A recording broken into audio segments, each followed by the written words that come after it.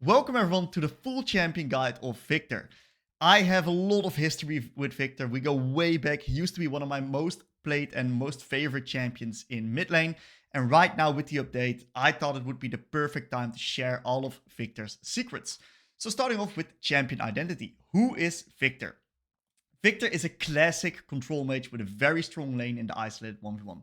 His 1v1 laning is really oppressive due to his strong Q ability, which is an absolute unbalanced trading ability, and due to his E, which is really easy to land and very consistent long range damage. That makes his isolated 1v1 really, really good. And he also skills incredibly well into the late game. Like his late game power is also through the roof. He likes to slowly poke out the enemy later and play the war of attrition. So he likes to take trades onto the enemy without taking a lot of damage back and slowly seize control through the small wins mindset. Team fighter is Viktor's strength if he can make the enemies walk into him.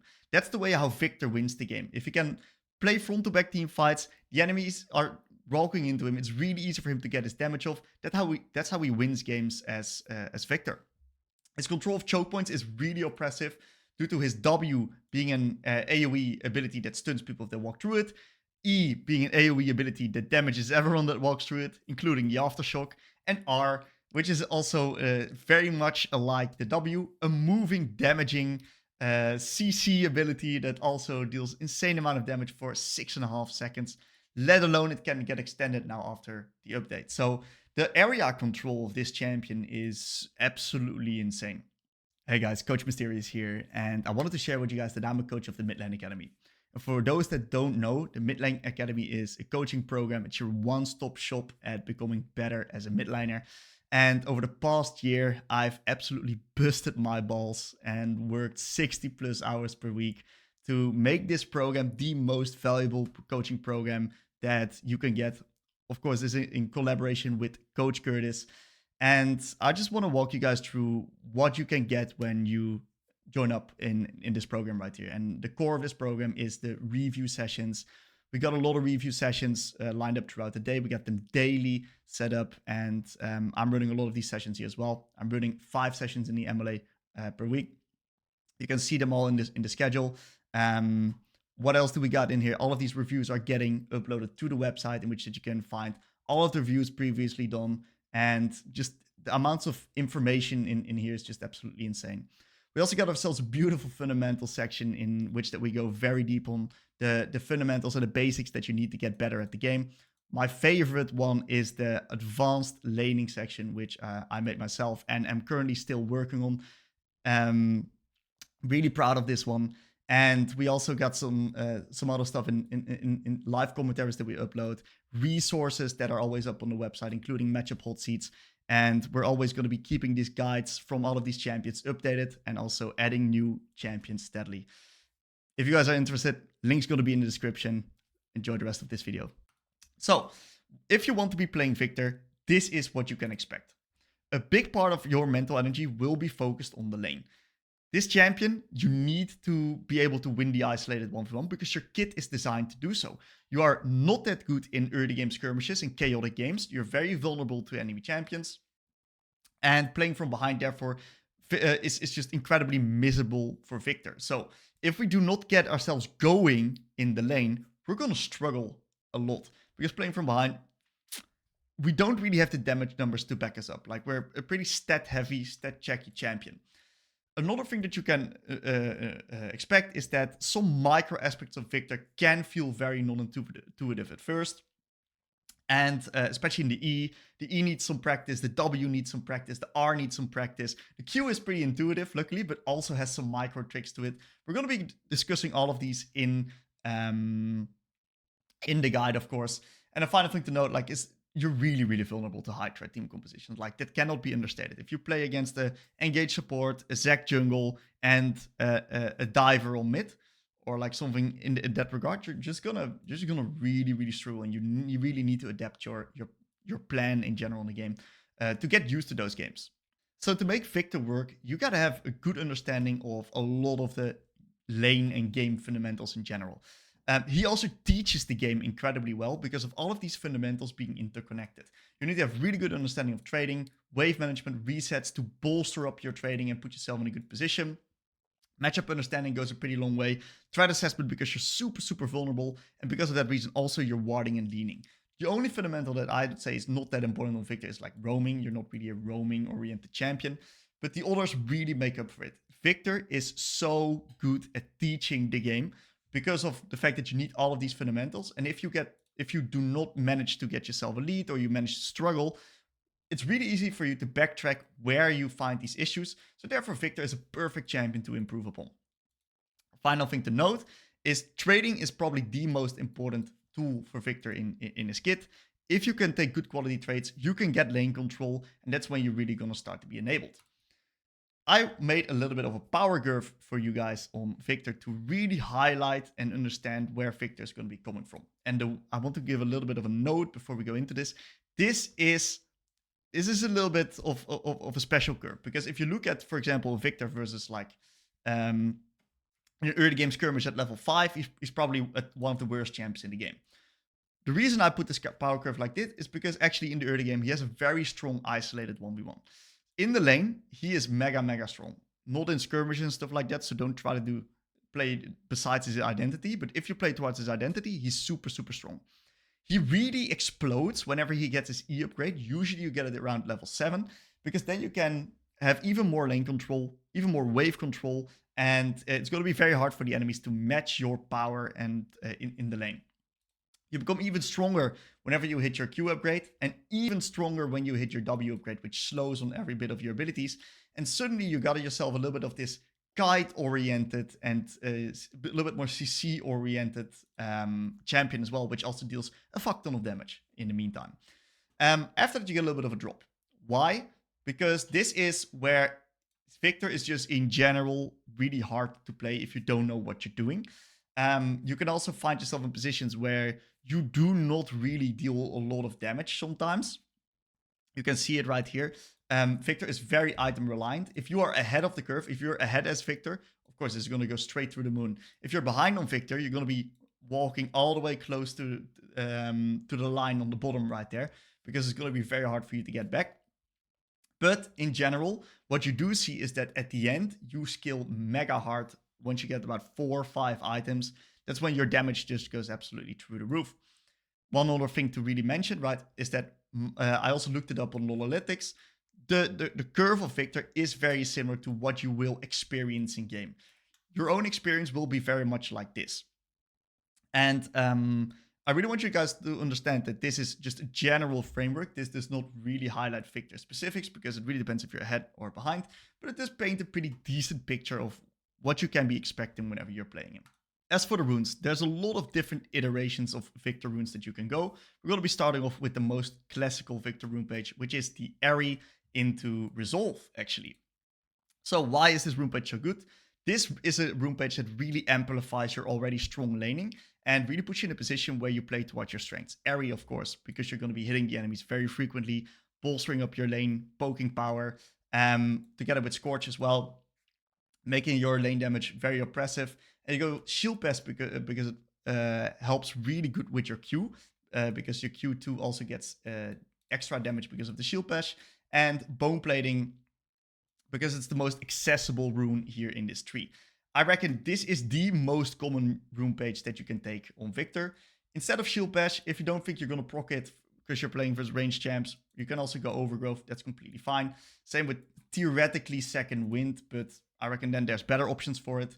And you can go flat health or scaling health depending on if you feel like you need to contest lane more or not. In higher elo, I recommend flat health a little bit more. In lower elo, I recommend scaling health a little bit more.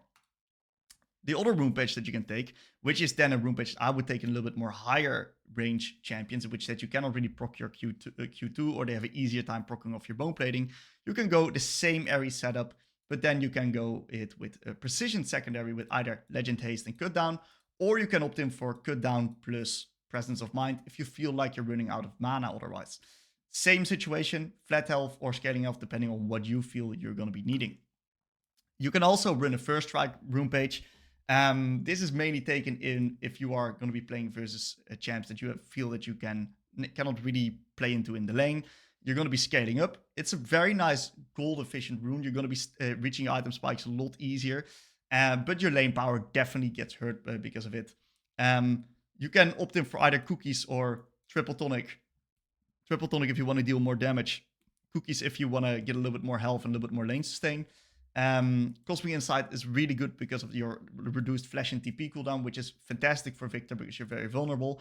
But Jack of all trades is also good if you feel like you're versus low threat enemies. You can opt in for Jack of all trades because you then deal a little bit more damage. You get a little bit more haste, which is always fantastic. Always opt in for Mana Flow Band, also in the previous rune pages, because otherwise you're going to be running real fast on Viktor. And I think Transcendence is a beautiful combination because it's a little bit more scaling oriented. But theoretically, if you want a little bit more lane power, you can also go for Scorch instead of Transcendence. And here as well, same situation with flat health versus scaling health.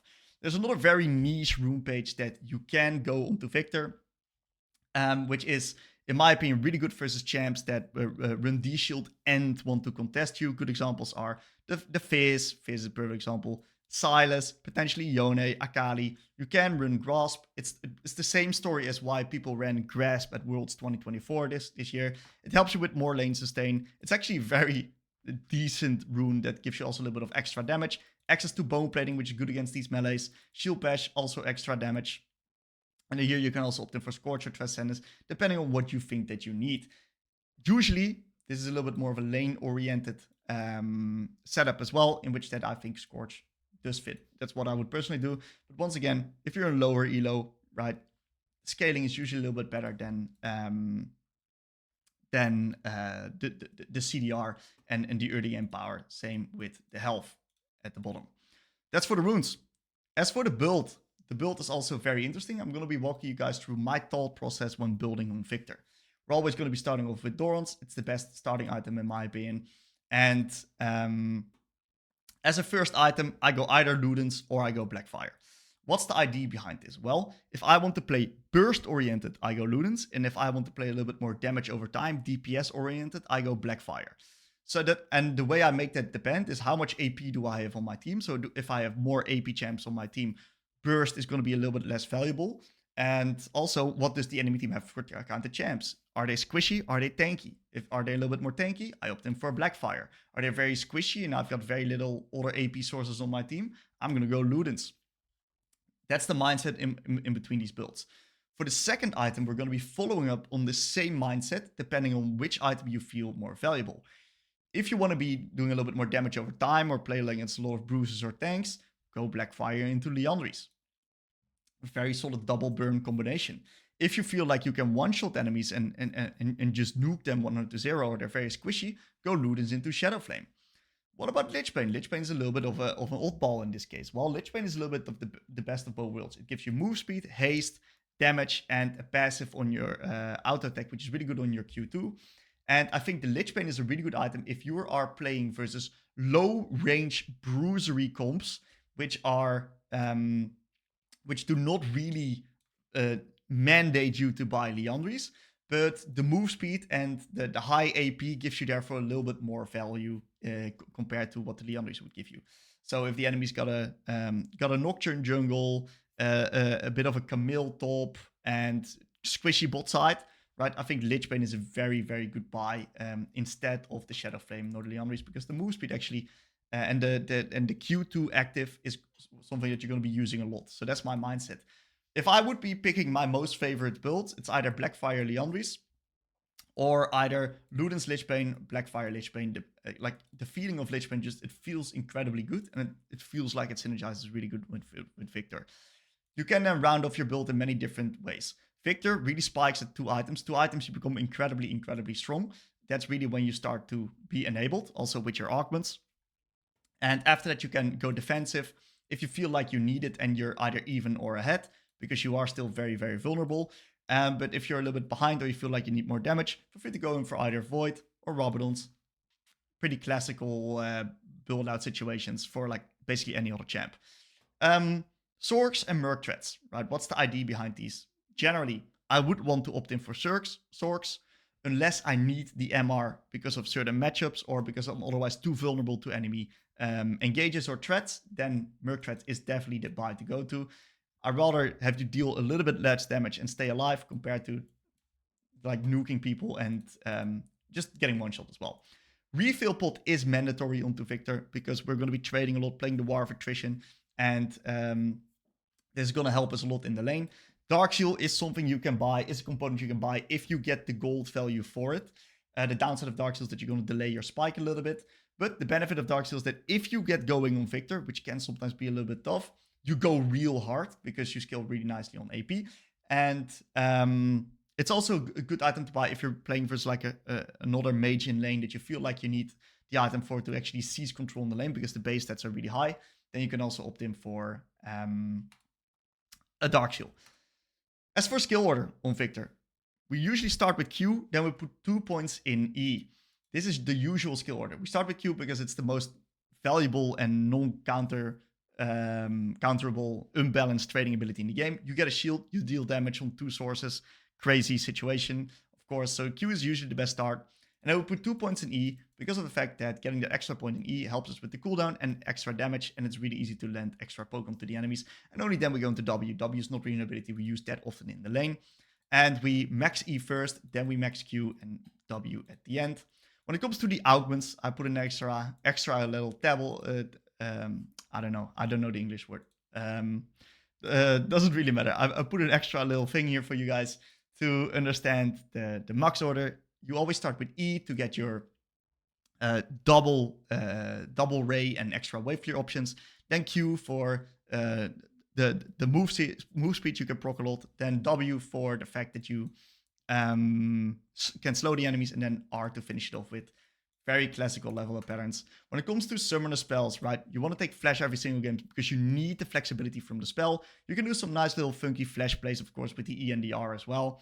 But most importantly, we're going to be needing it for self-peel and staying alive because we're vulnerable AF as Viktor. TP helps us with accessing more resources throughout the entire game, either in lane, in which that we can get better resets off, or in the mid game, in which that we can get access to more resources, make TP plays across the map, while still being first at objectives, and putting enemies in positions where they need to answer, while us still being in good positions. And yeah, that's really the idea of TP and Flash right here. We're going to be moving on to the ability mastery section of the guide, in which we're going to be discussing the identity, tips, and tricks of all of Viktor's abilities. And we're going to be starting off with his Q. His Q is an unbalanced trading ability. It gives you a shield and it damages the enemies, also in 2 times. And that is just really unbalanced. Having a shield and a damaging ability in once is very unique. There's not that many champions that have that. And a champion like Viktor can really utilize this to its full effect because he looks to aim to take these short, small wins 100-0 trades into the enemies. And the Q is a perfect ability to do so because it also prevents damage taken. A very important thing of this ability is that it takes minion aggro.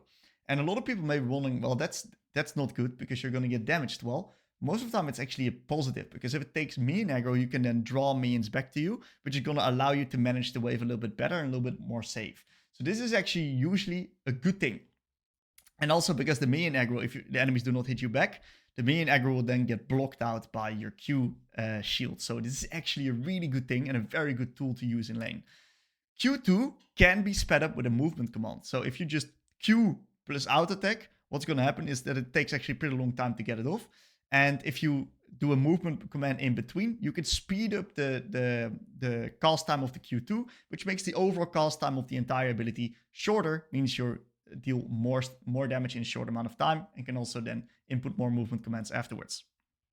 And the final tip is that you want to posture aggressively with this ability, and ideally you want to time this aggressive posturing with last hits, because that's when the enemies are forced to get into your range. This is not the highest range ability in the game, so you want to make sure that the enemies are in your range, otherwise they're going to be able to retaliate or just tether or kite it out very easily.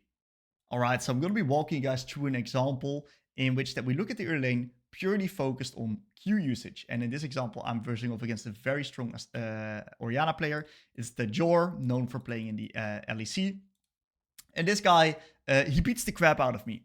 And it's not the perfect example in the sense that, hey, my Q usage is flawless. No, it's just an example with pretty average Q usage. And we also can take away a lot of learnings from the mistakes that I make around my Q. So I know Viktor versus Orianna, it's a very explosive matchup. Control mage versus control mage. I need to get the push, because if I do not get the push, what's going to happen? I'm going to be in a position where he can take trades onto me, because I need to still last hit my minion when he's already done that. So I am playing aggressive and I'm taking up space in the lane. And I'm looking to Q him and catch him off guard with some tethering. But he actually out-tethers me and he gets a very strong Q onto my face. And you can see that because he's not forced to walk up, a good player like this will actually tether you out and put you in a position of trouble. And this is a very similar example right here. I'm actually walking up and it's really hard for me to get a Q range on top of him. He's doing a very nice job tethering me. So right here it works out because he was out attacking. He needed to last hit a minion. You see that these minions drop incredibly low right here.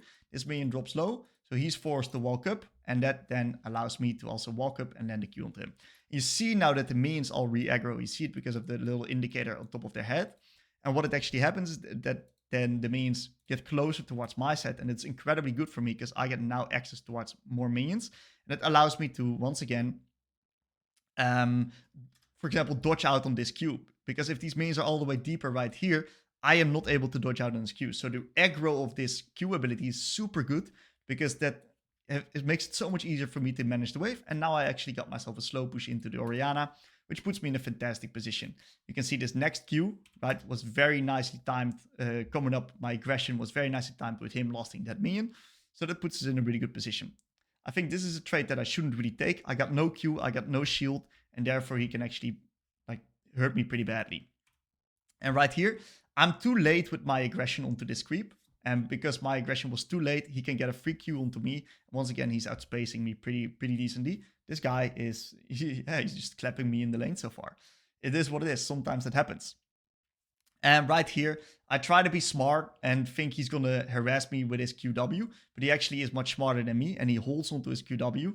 And therefore he gets a lot more value from these abilities. And you can see from this point, right, because I mistrade a little bit, I misuse my Q sometimes. I put myself in positions where I don't time my aggression perfectly all the time. He actually gets into a position where he's got a lot of control in the lane.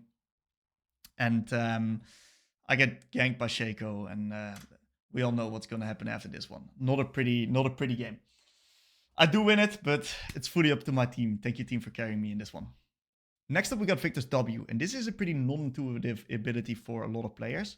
Mainly because it requires you to think a few steps ahead. It's not an ability that instantly procs, but it's an ability that has a delay of 1.25 seconds. So you gotta think 1.25 seconds in the future of what the enemy is going to be doing to put it in a good spot. One of the good ways to use this is to use it as an area control tool.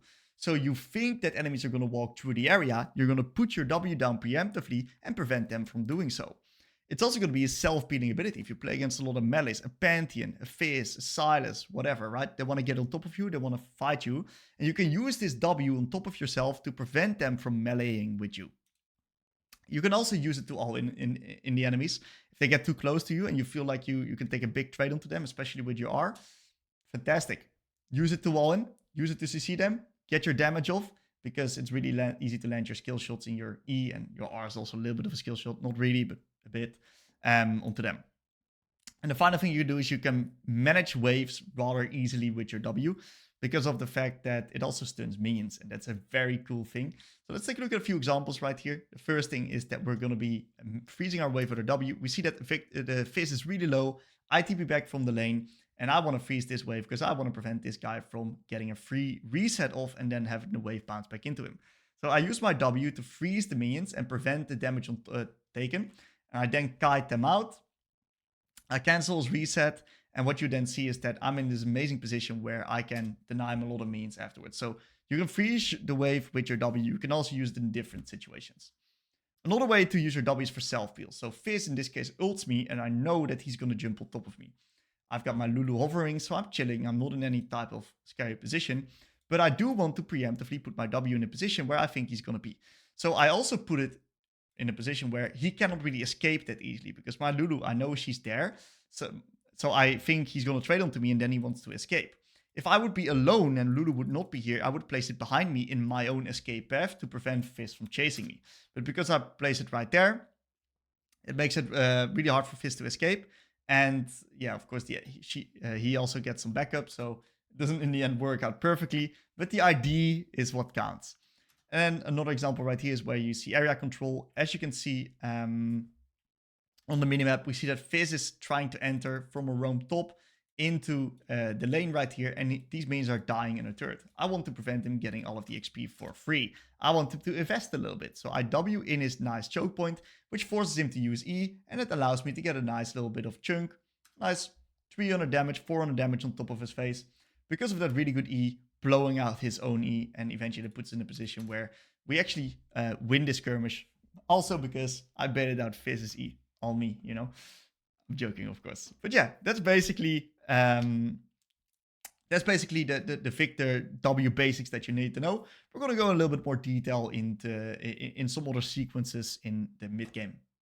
The next ability is Viktors E, and this is a very non-intuitive ability as well. It's a very different ability to a lot of other skill shots in the game because of the fact that you basically have to do 2 inputs to get it going. And that can be very hard if you're a newer player to Viktor. So I'm going to be providing you guys a Viktor E drill in this section as well. So stay tuned for that one if you're a newer player. If you already know how to use this ability, it's not important for you to watch, of course. So moving on, we got ourselves this E. This is our 100 to 0 trading tool. We can literally throw this from Antarctica and it will still land onto the enemies, right? So without taking any type of damage back, we can just nicely chill and slowly chip away at their HP bar. This range is so long that we can use it as a nice 100 to 0 trading tool, slowly chipping away at the enemy's at the enemy's HP bar. And following up, right, in the ideal world, we time it with last hits. We don't want to be missing our E. And a very good way to not miss a skill shot is to basically time it with the enemy last hits so that you can guarantee that they're standing still, and then it's really easy to land your skill shots. There's some other tools that you can use. You can also just throw it out if you feel like you can miss it potentially, or when the enemies have super linear movement, you can throw it out as well, or when they're not expecting it.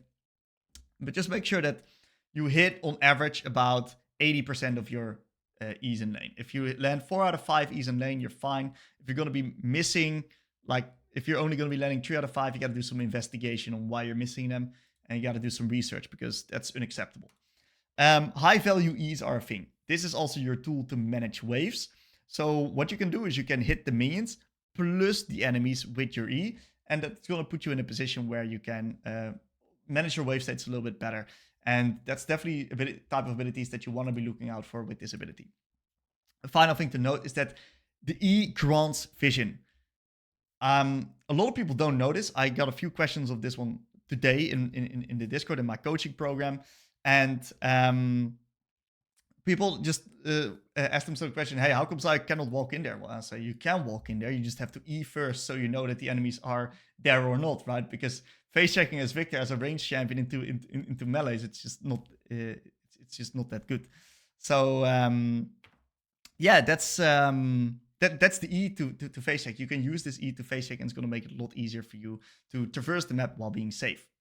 So in this example, I'm going to be walking you guys through a few E's that I use in the lane, just to show you guys the mindset that I have when I throw this ability. And it's going to show you guys a good picture of what you can be aiming to do yourself as well. So I joined in on late a little bit late, and I want to be chipping away this Veigar's HP bar with my E because of the fact that he's so far range and he's an early weak laner. I need to punish him. I need to land my E. I cannot afford to miss my E because the reality of the situation is I don't have enough mana to be missing E's and still punish him. If I miss too many E's, he's going to go out of this lane unharmed. So my mindset in this situation is, okay, what is my first situation in which that I can get a guaranteed E onto this Veigar? It's onto this minion right here. So I'm going to try to time my E onto his last hit, onto this minion. So I step up pretty aggressively, and what happens is he actually jukes it out. So this was a very nice movement by Veigar. I had the good intention, but he read the time on which it took for that minion to die. So he had perfect movement and he dodged out my E. Well done to him, the intention was good. So now I'm going to try to create the exact same situation, but do it a little bit better. So my next E is going to be timed on the next last hit. So you can see it right here. Minion is slowly dying. I'm overwhelming his mental stack a little bit, and he's trying to get into a position where he can dodge it, but I got him onto that minion pretty decently. You see that I try to time my aggression with minions in general, because it puts me in a position where I'm not that vulnerable. And right here, I reach myself my level 2. I'm going to be looking to trade onto the Veigar. Not yet though. Right here is a really good time. Onto the minion. As you can see, we're going to be replaying this one real quick. This minion is going to be dying. He's looking to Q the minion right here. So I step up and I E him while he's overwhelmed with his mental stack and going for a little bit of a trade. And you can see that now I'm going to be in a position where I'm going to be a little bit more happy. You see that once again, I'm stepping up aggressively. And right here, he's really, really close. So when someone's just super close to you, missing E is not really possible because it's like literally a point and click on someone. So if someone's close, just use it. If someone's far away, time it with a last hit or with anything else. You see right here, minions are dying. In this case, I try to time it with this initial creep right here, but I don't do it perfectly. In this case, I'm a little bit late. He actually has a very nice high range Q. So I recognize, hey, there's not too many minions of mine dying. So I'm free to use my E right now and potentially hit him. And his movement was pretty linear right there as well. He wasn't actively trying to dodge it. So that allowed me to land my E right there. So we're going to continue. You see all of these minions dying right here. This is your prime time to harass when the enemies are under turret, when they're stuck like this. You see that he's trying to thin out these minions, manage them out so he can land his Q. Perfect angle for me to E. You see it was pretty close at the end, but we landed and that's what counts. Overall, E's have been pretty decent right here in this example. Next up right here, we got a minion dying. That one was a little bit far away. So I used it onto the next ones that are dying. I can see that he's trying to manage his wave with the W's and with the Q's. So it's really easy for me to land my spells onto him under tower. And you can see that he's just generally incredibly overwhelmed. And he's now very low. I've done a really good job with my short 100 to 0 trades all of the time, putting me in a position of complete control. And then from this point, we win the cells, this massive skirmish. And from this point, we all know what happens when you're 201 at 3 minutes as Viktor, and you're going to get your E upgrade at minute 4, huh? Crazy games. So I'm going to be walking you guys through a Viktor E drill in which that we can get used to this ability and actually can get very efficient on it. So we're going to start off with understanding how to use the E. So what you see right here is the first time you click E, what's going to happen is that you're going to get yourself in a position where you can then get this extra angle right here. So if you then let E go, that's when it goes. So you hold E, nothing happens. You let E go, that's when it goes. So you need to, number one, press E, then put yourself in a position where you want to be shooting your laser to, and then let your E go. And that can be pretty tricky because you need to do two movements. You need to press the E ability, and you then need to like draw the lines from your starting point to where you want to go. Because if your starting point's right here, it really depends on where the ability is going to go then as well. So first things to get used to whenever you're trying to get to Viktor E is the E range. Because a very ugly thing on Viktor is the fact that if you are pressing your ability outside of the range, you walk forward first and then you throw it. So that's pretty ugly. That's tough because the ability may not sometimes go in the direction where you want it to be. So, or if you're getting chased like this and you use it, so the enemies are chasing you from red side and use it like this, you walk back first and then you throw the ability. So it gets very ugly if you do not properly space out the ability with your mouse. Of course, there's also settings to there's a setting to avoid this, but I don't recommend this setting because it will fuck up your flash combos. So I recommend just getting better at it. So that's the first thing you gotta get good at getting used to the range. And you see that I've played a lot of Viktor. I'm pretty decent at the range. And of course, the more clean you are with the range, the longer your E's are gonna be. Easier it is to land E's as well, and especially in some situations where you're chasing or something like that, it's very important. So how do we actually get used to this ability in a sort of more practical laning session? Well, what we're going to be doing is we're going to start implementing our movement, and we got ourselves the dummies lined up in 4 different directions, so we can practice our E throwing in different directions. So, for example, right here, you can do some tethering, and you can start like throwing your E like this, and it can simulate really true situations in lane in which that you can get used to this E ability. And what you see is like it won't go perfectly all the time, but what you'll do is you'll just get used to it the more you do it. The more you throw this ability, the more you get into the habit of it, the better it's going to be. I remember, right now I'm getting a little bit more back into the Viktor mindset because of the changes that they made to him. I love the champ again. I think he's really good. But right now, I do not have 300 games this month on Viktor, which I had in the past, which I just OTP'd Viktor for 300 games a month. And not a month per split, in this case, so multiple months. That's 300 games a month is a lot, actually. Don't play 300 games a month. But what you'll see is if you play so many games, what you're going to recognize is that your E's are going to get so clean because you practice it so much, and that's just repetition what you guys need to get into. And a way to go about it, you can also just change up the angles right here. And you can get really easily used to this ability. And the more you do this, especially if you're newer to Viktor, right? Do this before each block or each day for like 5 to 10 minutes in practice tool. And you'll see massive improvements, faster growth in your games. So the next ability we're going to be covering is the R. And this R ability is stronger than you think. This is also a pretty hard ability to use, but the ability actually has insane damage if you look at the stats on it. So don't sleep on this ability. This ability is a big part of your kit. Especially in team fights, this is going to be your main tool to deal out of and dish out a lot of damage onto the enemies. So I'm going to give you guys a few tips and tricks. We're going to be going deeper on this in the mid game and team fighting section, of course. But one of the things that you need to get very good at is lane control Rs. You can use this R, this high damaging ability, to put pressure onto the enemy champions. Viktor's a champ that wants an isolated 1v1. So if we want to isolate the lane, what we can do, and we can prevent enemies from roaming, is we can just ult them on the spot, chunk them to half HP, and it's going to be really hard for them to find roam winners. For example, against an Ahri or something like that. If Ahri ever disrespects you, gets too close, W plus R onto her face, she now cannot roam. She needs to take a reset. Great job. That way we prevent her from playing towards her identity, while we can play and keep it isolated 1v1. Lane control Rs are very strong usages of R if you find a good window for it. Don't just randomly throw it out. Use it with intention when the enemies either committed their dash or are stunned with your W and anything like that. We can also use our R to clear a wave. We can do this to manage bad wave states, get out of bad wave states. We can also use it to sneak in an extra little sneaky wave before you take the reset and you get a little bit of extra gold. It's definitely a good way to use your R. Just make sure you don't overuse this. Don't abuse this, because you're going to get yourself in a position where a fight happens around a neutral objective. You don't have R. Hey, what happens now? You're in a lot of trouble. Because this is your big tool in these skirmishes early as well, especially. We're also going to be talking about the reposition effect of R. We're going to do this with an example.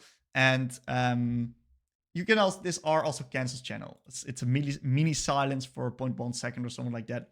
So if the enemy is channeling a TP or they're channeling an ability, you can cancel, like Hwei Q, you can cancel Hwei Q, for example. So when it looks to a few examples of this R ability, an R like lane control right here is that this Fizz looks to trade me onto the tower. He fucked up right now. I slow him with the W. He's got no E, and what's going to happen is my R is going to be chasing him, and it's going to be damaging him. And now Fizz is in a position where he can never kill me anymore because so low, he took so much damage, and he also cannot really roam. So I completely isolated the lane with this R ability. We can also talk about the positioning effect of the R. So how does the R actually work? If you just R someone and you do not click the R ability again, this R will follow this target. So you don't have to do anything. It will just automatically follow the Fizz, which is great, right? That's a fantastic way to use your R. You can also reposition your R with pressing R again. And the way it's going to work is that right here, I reposition with my R. I think on this spot, I think this is where I reposition. But you have to constantly keep repositioning, because you see right here, right now, my repositioning was stopping, and Fizz just walks out without continuing to take damage. So keep in mind that whenever you do that, keep repositioning. And I make a small mistake here, and I lose like a little bit of extra damage onto this Fizz. Especially in late game team fights, this is going to be a big thing, because if your R goes to Narnia, that's not when you're going to be happy. So another thing you can do is, like, as I said, we can clear waves with your R. I'm going to give you guys a very pragmatic example. I'm on 1300 gold right now. Not a bad reset. I can get Lost Chapter. I'm happy. But I'm a greedy fucker. I like to get more than Lost Chapter. And I know that this is a cannon wave right here. So I can... I see that the Akali is going away from the lane right here. I see that she went to kill the Teemo. So what can I do right now is I can ult the wave to sneak this extra wave in and clear it real fast. So I grab myself the level 6. I take my R. I nuke the minions. You can see that the minions stand no chance. And now I have a lot more gold. And instead of just getting Lost Chapter, I can now also afford myself a refillable potion. I could have gotten a normal potion, but I want the refillable potion because of how good it actually is on Viktor. And a little bit more gold efficient, and I like that stuff. So now I have a much better base, putting me in a much better position right here in the lane. So we're going to be moving on to Viktor's lane. At the core of Viktor's lane stands that he wants to be taking control of the lane by taking good quality trades. These are small wins trades. And what are small wins trades? Well, small wins trades are trades in which that you just very slightly get an advantage over the opponent. We call these 100 to 0 trades as well. So we maybe get like 5% or 10% of their HP bar, and you don't lose anything yourself. Now, if you do that multiple times in a row, give or take multiple E's you land onto the enemy laner, what's going to happen is that you're going to build bigger advantages over and over and over again. And eventually you can build a multiple of these small wins together, and you can get a very big win. For example, forcing the enemies onto a very bad reset. In other examples, the enemies may even get desperate and get themselves killed. These are eventually examples of bigger wins resulting from all of the smaller wins that we got previously in the game. So we want to be isolating the lane in the 1v1. Viktor is a very strong isolated 1v1 laner because of how his abilities interact in the lane. The E is, of course, very uninteractive. The Q is a really good trading tool when it comes to the shield that you get. And isolation, therefore, is absolutely Viktor's strength. If you're going to be starting to 2v2, especially pre-level 6, Viktor is incredibly weak. So early game skirmishes and chaos and invades and stuff like that, not your jam. We want to be throwing our abilities with intention in the lane, right? We want to make sure we land our abilities and we time our aggression. In an ideal world, we time it with last hits, we time it with enemy linear movement, so we make sure that we don't waste our abilities. If you can consistently land 4 or 5 out of 5 E's in the game, great, go ahead. Do whatever you want, right? If you can consistently land these abilities, keep it up. But whenever you start recognizing that you're going to be missing these E's, you got to really, really look at this particular factor right here. Last hitting, timing it with last hits, because then you're going to be versing players that are going to anticipate it, they're going to dodge it, and then you need them to stand still to guaranteed land your E's. So a small little review tip as well. We mainly want to be using our abilities onto the enemy champion rather than the wave. We do not have enough mana in our kit in the early game to be able to constantly manage the wave with our abilities. We need to get to a Lost Chapter to do that first. We really want to be having our mana and our abilities for trading power, so wasting this on the wave is usually not good. Well, then Tim say, how do you manage the wave? Well, we use our trading threat to bump the enemies off and then grab wave control with our auto attacks. That's the way you want to be going about it. We therefore also want to have absolute clarity with how we want to be playing our wave states and our resets. Because if we do not do this properly, we're going to be struggling taking good quality trades and getting lane control. We never want to get stuck in lane without mana. If we ever do that, go back into the game, figure out how did you get into that position. When it comes to wave states, right? Viktor loves slow pushes. Why does he love a slow push? Well, a slow push is the perfect wave state to take trades. Because when you're slow pushing, right, when you hit your first minion, what's going to happen is you've already CS'd their creep. The enemy champion needs to still CS their creeps, and that gives you a trading window onto them when you can overwhelm their mental stack because they're either focused onto you or onto the minions. It allows you to take a nice small 100 to 0 trade. And if you do that over and over and over again, you're going to be in a fantastic position in the lane.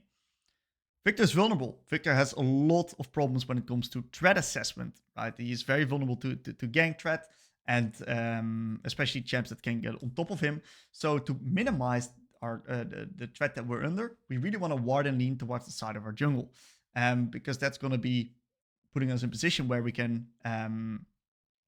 make the lane longer, make it harder for the enemies to gank, and also gives us an extra escape path towards our jungle, in which that they can back us up, and then we can always take a 2v2 if necessary, only if necessary. But yeah, this is going to minimize you getting ganked, basically. Pretty important fundamental to know. And we really want to be careful with early game skirmishes and chaos because that is not Viktor's strength. yeah, like if there's a level 4, level 5 skirmish happening and you're getting invaded in your jungle, make sure that you are in a good position first before you even consider moving, because otherwise you're going to be in a lot of trouble. And finally, value your life at all times. If you die, big problem on Viktor. We're losing a lot of resources and we cannot really fall behind on this champ, or we're going to massively struggle. So we can divide the matchups of Viktor in two categories, the melee and the ranged matchups. And the melee matchups is what we're going to start off with, and these are slightly more skill-oriented and tougher matchups if you look at the average Viktor player. In the end, it's preference, right? Some players may find these a lot easier. Everyone's different. A general way to approach these matchups is the key to these matchups is to prevent the enemies from getting on top of you. And we do that by two things. Number one, using offense as defense. And number two is having really good wave management. Because wave management is a way as offense of defense. If we can be slow building waves, what we can do is we can build a bigger wave, which makes it harder for these champions to get on top of you and kill you. Also, if we slow build waves, what we're going to then get is we're going to get a lot of trading opportunities. And the lower that these enemies are, hence offense as defense, the harder it is for them to get on top of you and take these all-ins or trades on top, and which you otherwise would take and would put you in a lot of tough positions. The goal in these matchups is also to stay high health. So slowly chip away at their HP bar by having this big wave backing you up, allowing you to slow build, and then preventing them from getting all-in winners on top of you.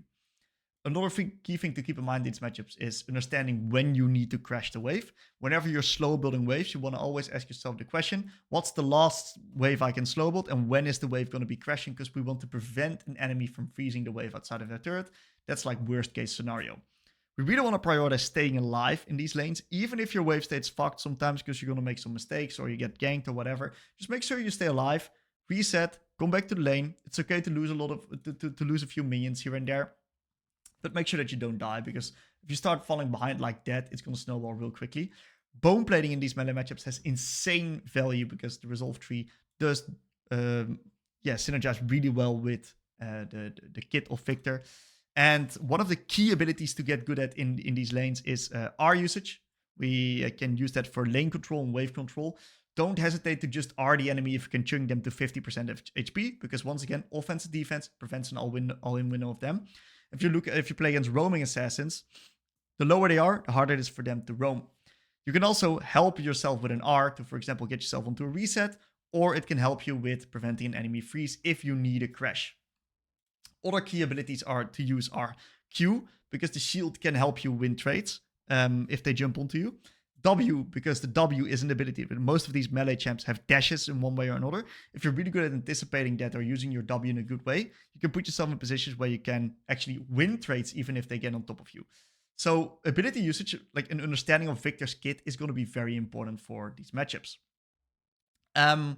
We can also hold waves on our side and skill if you feel scared, right? You don't always have to slow build. You can also have it neutral or on your side, but you can also minimize like that. Usually we scale completely fine in the mid to late game. Do keep in mind that if this is your strategy, you are going to give these champs roam opportunities. But if you're behind or someone like that, you cannot really contest, hey, this is one way to go about it. It's not necessarily bad. If you also feel uncomfortable in the matchup, there's a way that you can approach it.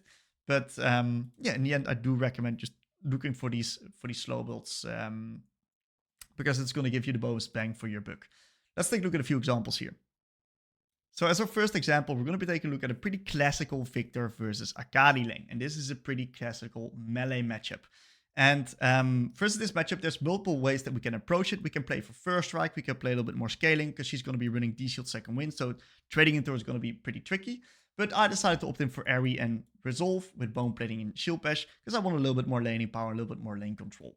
So the goal of this lane, trying to get lane control, beating this Akali by good quality, short 100 to 0 trades. That's the goal. And the way we're going to be doing that into a melee champion like Akali is by slow building waves into her. And I'm not going to get too technical on what I'm exactly doing and which means I'm exactly out-attacking on the first wave. There's a specific strategy I'm using. If you guys want more information on this, feel free to check out the advanced laning course on the MLA website. But what I'm generally trying to do is I'm just going to try to put myself in a position where I have a really easy time punishing this Akali if she goes for creeps. So you see that my creeps are dying right here. I'm stepping up aggressively, and right now she's going to go for the minions, and that means that I get myself a beautiful Q out attack trade onto her, in which that she is not able to trade back at me. Perfect 100-0 trade, and you can see that right now another creep is dying right here, so I go for another beautiful Q out attack trade onto her, while also I do not get hit by her Q as well. I also managed to get level 2, I spot out her linear movement, and I throw a little bit of an E onto her face as well. You can see this is perfect laning fundamentals right now, and we're going to be nicely crashing this wave, and it gives us an opportunity to now harass this Akali on their turret. And I'm going to do that onto minions, and I do not do it onto the melees, because I feel like I don't have the highest chance of hitting her at that point. And you see that right here, I'm now punishing her onto every caster. What she did is she traded back into me. Great, no problem. I had my bone plating, I had my Q for that position ready, no problem at all. And what happened is she lost a lot of minions because of that, because she was focusing her attention on me and not on the minions. Small wins starting to add up a little bit. So once again, she steps up aggressively to try to get a creep. I Q out attack her. And in this case, it's a very common trading pattern versus these melee champions. And we're going to be contesting level 3. We don't want to be making sure that she reaches 3 while I don't reach 3. That was a really good E by her, but she was a little bit too late, and therefore she once again missed the cannon minion. So we're starting to build up a little bit more smaller wins. So since I'm playing versus an Akali, and I don't feel comfortable like punishing her in such a way that I can actually get her onto a reset, onto a bad reset, I'm just slowly letting the wave come out onto my side. I'm going to try to freeze it, and I'm going to, once again, you can see I'm constantly stepping up whenever she needs the last hit, while also focusing on hitting my own minions. And already on wave 1, I've built myself a nice 10 CS advantage. You can see my aggressive posturing right here. Want to make sure I don't get hit by her trading abilities, because if she lands that, that's going to be devastating for me. And once again, my aggression is constantly timed around her, her needing to last hit, and I'm also spacing her out really, really well whenever I'm not really in a position to punish her. So this is now amounting to me building so many small wins that I'm getting this massive CS lead. And this CS lead is exactly what I'm playing for, because killing her is just going to be super unrealistic because of her setup. So all of these small wins that I'm making with my posturing, with my ability usage, with my trading, is going to lead me to now be in a position where I'm going to be able to get a much stronger first reset off than her right here. So I did not expect her to continue to trade after this Q out attack, so because I didn't think she had the energy. Small mistake by me, I take a little bit too much damage. But in the end, it's still fine. I still got my potions ready up. And what I'm going to do right now is I'm just going to make sure that I'm going to get towards my lost chapter. So my goal is to get to lost chapter, because from that point, I explode. I become much, much, much stronger. So right here, there's a little bit of a Warwick gank helping me out. Not necessarily to kill her, because she's not vulnerable at all. But once again, she lost that cannon. Small win adding up right here. I'm really, really happy with how the lane's playing out right now. And I'm looking at my gold bar right now, and I'm seeing, okay, I'm close to lost chapter. Let's see if I can extend this lane right here. So I know that Akali is going to reach level 6 on this wave.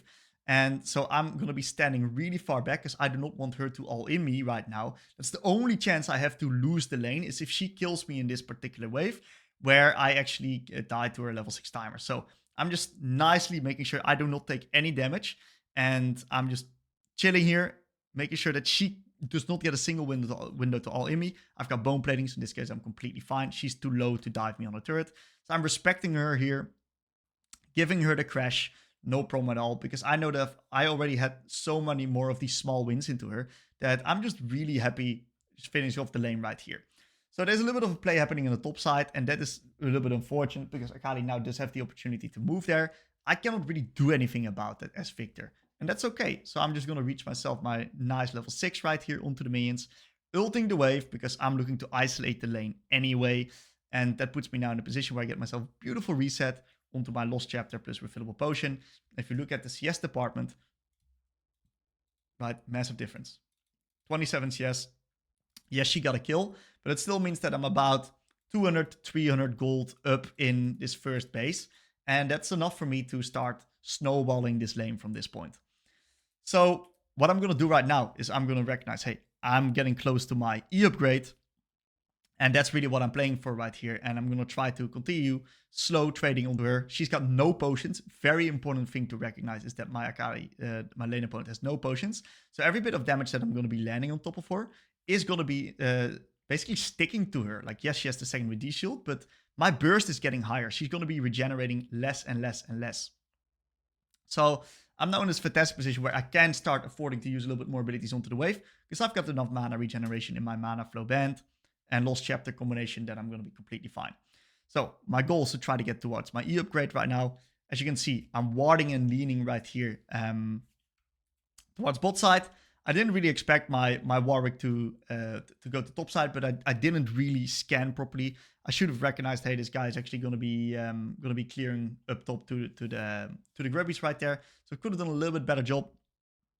But overall, I'm in a really, really happy position right here.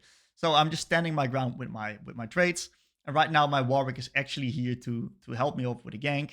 We get ourselves this beautiful, beautiful, beautiful kill into the Akali, getting myself my E upgrade. And I would say this is generally a very, just a very good replicable lane that I'm very, very happy with. If I can get to this position in basically every single lane, I know that as Viktor, I'm going to be able to take over in a lot of situations. So really good lane. What happens after this point in the lane is something we're going to be covering in a slightly different section in the late lane / snowballing section. So for the next example, we're going to be taking a look at an example versus Fizz. This is a much dreaded matchup for a lot of Viktor players. Bone plating is mandatory in this matchup. If you don't run bone plating, you're going to get your ass clapped, guaranteed. Because this is going to defend you from a lot of Fizz's burst. So in this case, I'm playing versus the Fizz. And my strategy versus Fizz is like any other melee champion. The benefit of playing versus Fizz compared to an Akali is that Fizz does not run second wind D-shield. Fizz runs no resource regeneration, runes, and items. So every bit of damage I get onto the Fizz will stick. So that makes the matchup a lot easier already compared to, for example, an Akali, which just struggles a little bit more getting poked out. So Airy into like resolve is just mandatory in this matchup. Our goal is to use our offense as our defense into Fizz in this one. We're going to do that by slowballing waves into him.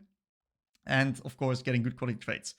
In this case, I tried to Q him onto a last hit, but I forgot that he could like do this trading pattern where he could dodge my Q1. Still, my bone plating makes the trade go completely fine in my favor, because once again, what we note is that Fizz does not really have this ability to regenerate up the damage that I deal to him. So once again, I try to get a little bit of this trade. You want to make sure that if you get hit by Fizz's E, right, which is something that he can do if you try to Q him, make sure that you don't get hit by any of his other auto attacks afterwards, because that's really when the most of his damage is going to be coming from. So I'm looking to get these trades onto the Fizz. You can see I'm baiting out his abilities first. I do not want him to be able to trade on top of me if I have my bone plating up, and that's also why I wasn't stepping up too aggressively early.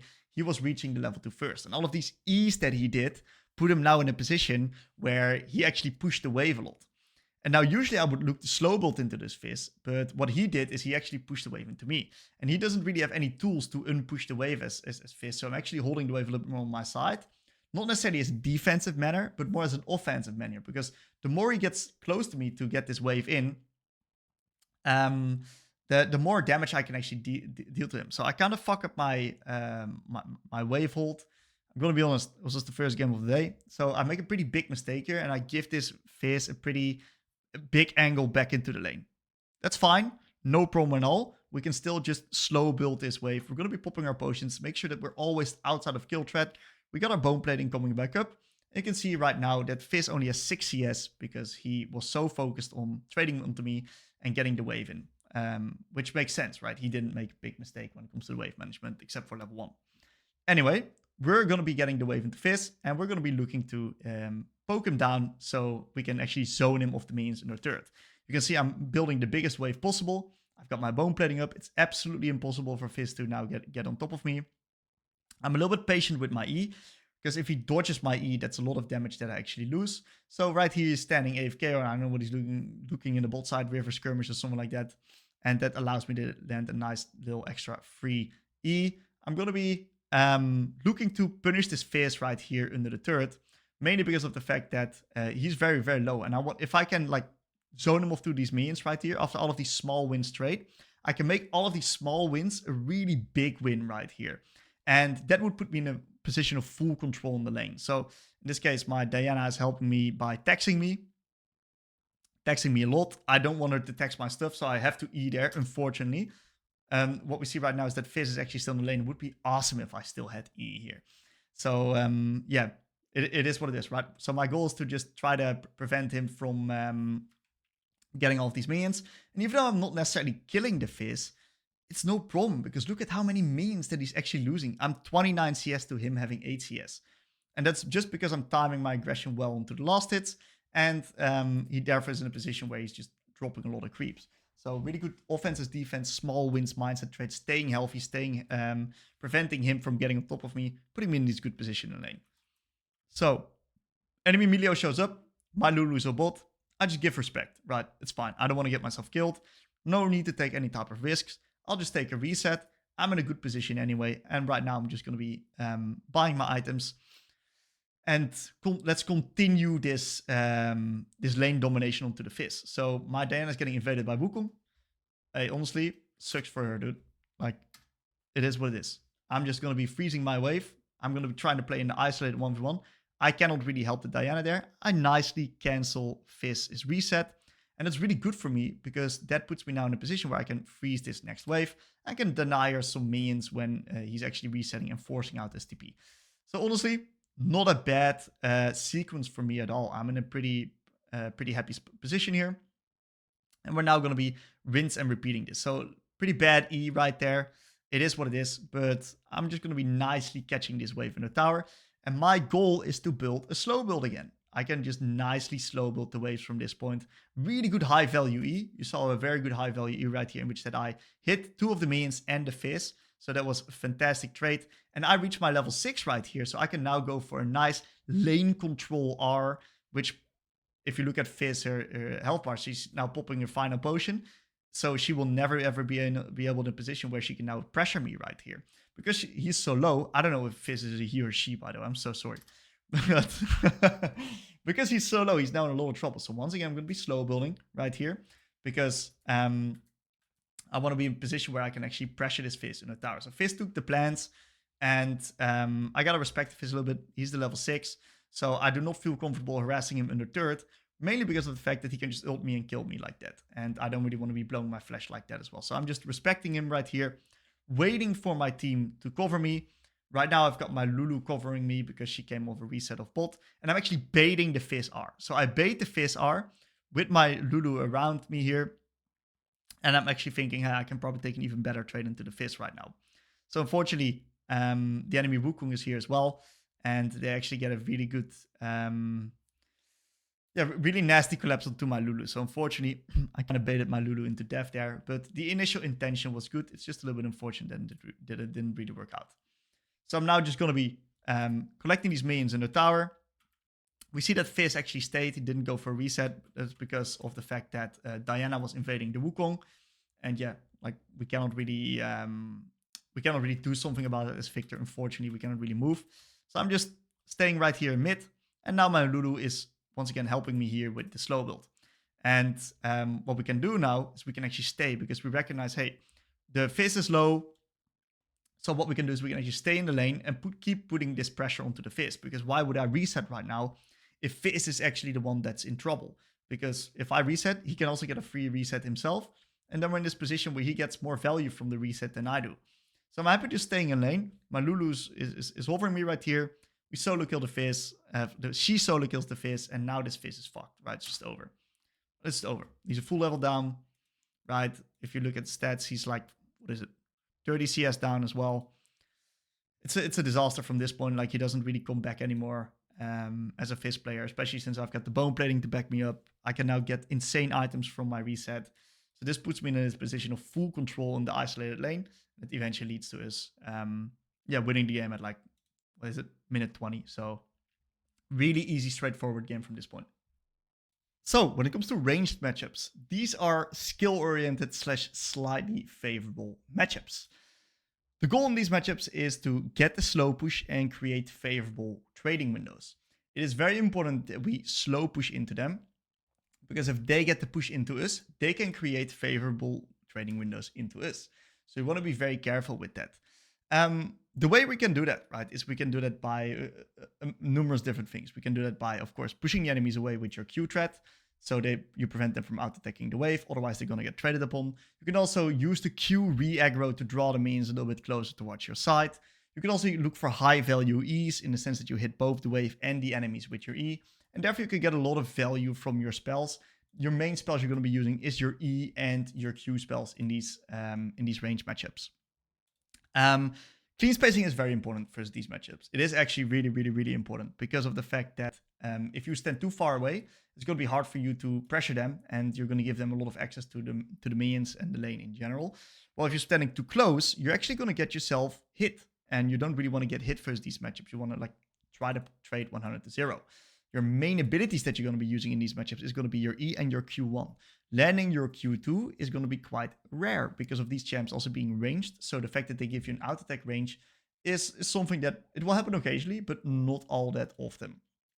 And the thing especially is if you are going to be looking for these Q2s onto these type of champs, more often than not, you'll see that you're going to get yourself killed or hit by their abilities. If you play against Syndra, for example, if you're looking for these Q2s into them, while they have their QE up, you're going to get yourself stunned. I can guarantee you that.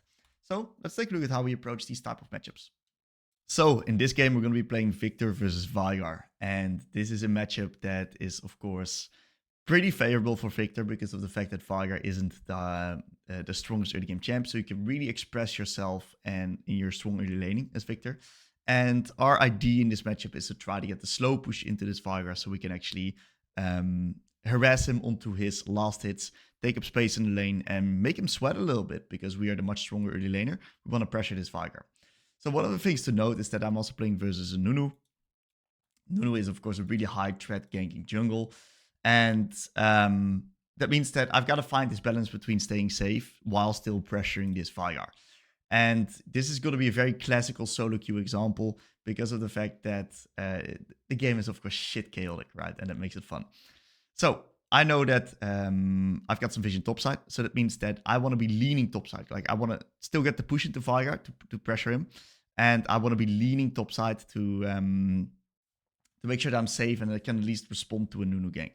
So a few things that I already do is I put myself in a position where I'm out-attacking the minion a little bit more than Veigar. I hit one of the casters to reset the aggro from them. And you can see that after dodging a Veigar Q, I can instantly zone him off this first minion right here. So really good early positioning. I think I could have been even a little bit more aggressive, potentially zone him off XP. It's a nice little bonus. So these next Q out attack really good onto this Veigar. I'm also putting the minions more up into the lane, more towards my side of the vision. So I'm in a very strong position right here. So I do get level 2 ganked by the Nunu, which is crazy, of course, right? Crazy situations. Like you hate to see it, but it is what it is. I have to blow my flash. At least know that Nunu is topside right now, and we're just going to be continuing our plan. And we're going to be continuing trying to harass this Veigar onto his minions right now. You can see that I step up aggressively. My Zac goes for a little bit of an invade onto the enemy Nunu, and I should have done a much better job pinging this off. This is a crazy invade, of course. Crazy, crazy, crazy invade. And yeah, I just stay mid because me as Viktor, I cannot really do something there. Like my champ is just not that useful. I cannot stop Veigar from going there as well because Veigar went like the weak side way. If he would go through the corridor right here on mid, I would definitely try to stop him because then I can prevent him from moving. But because he went right there, I cannot walk through towers, unfortunately. And yeah, this makes the game brutal, right? Because the Veigar actually gets the kill here. And now he gets himself a double buff, which makes it pretty hard for me to now start harassing this guy in the lane. Anyway, I've got a slow push, and I've lost track onto the Nunu. I'm still going to try to harass this Veigar a little bit right here, playing around with my strong trading tools, especially in the sense the fact that I still got bone plating and shield bass. I'm just looking to trade on this Veigar. In this case, I get myself the wave in. And right now I want to get some vision out because I know that Nunu's topside in this case. And I want to be heavy leaning towards bot, like really heavy leaning towards bot. Because of the fact that like I don't want to get myself killed by Nunu because I got no flash. So what I should do right here is I should recognize that the wave is actually very, very, very even. And I see the Nunu moving mid. I should actually just respect. But I'm a really greedy fucker as a player, and you guys can see it as well. And it's gonna get me killed here, of course, with the Nunu.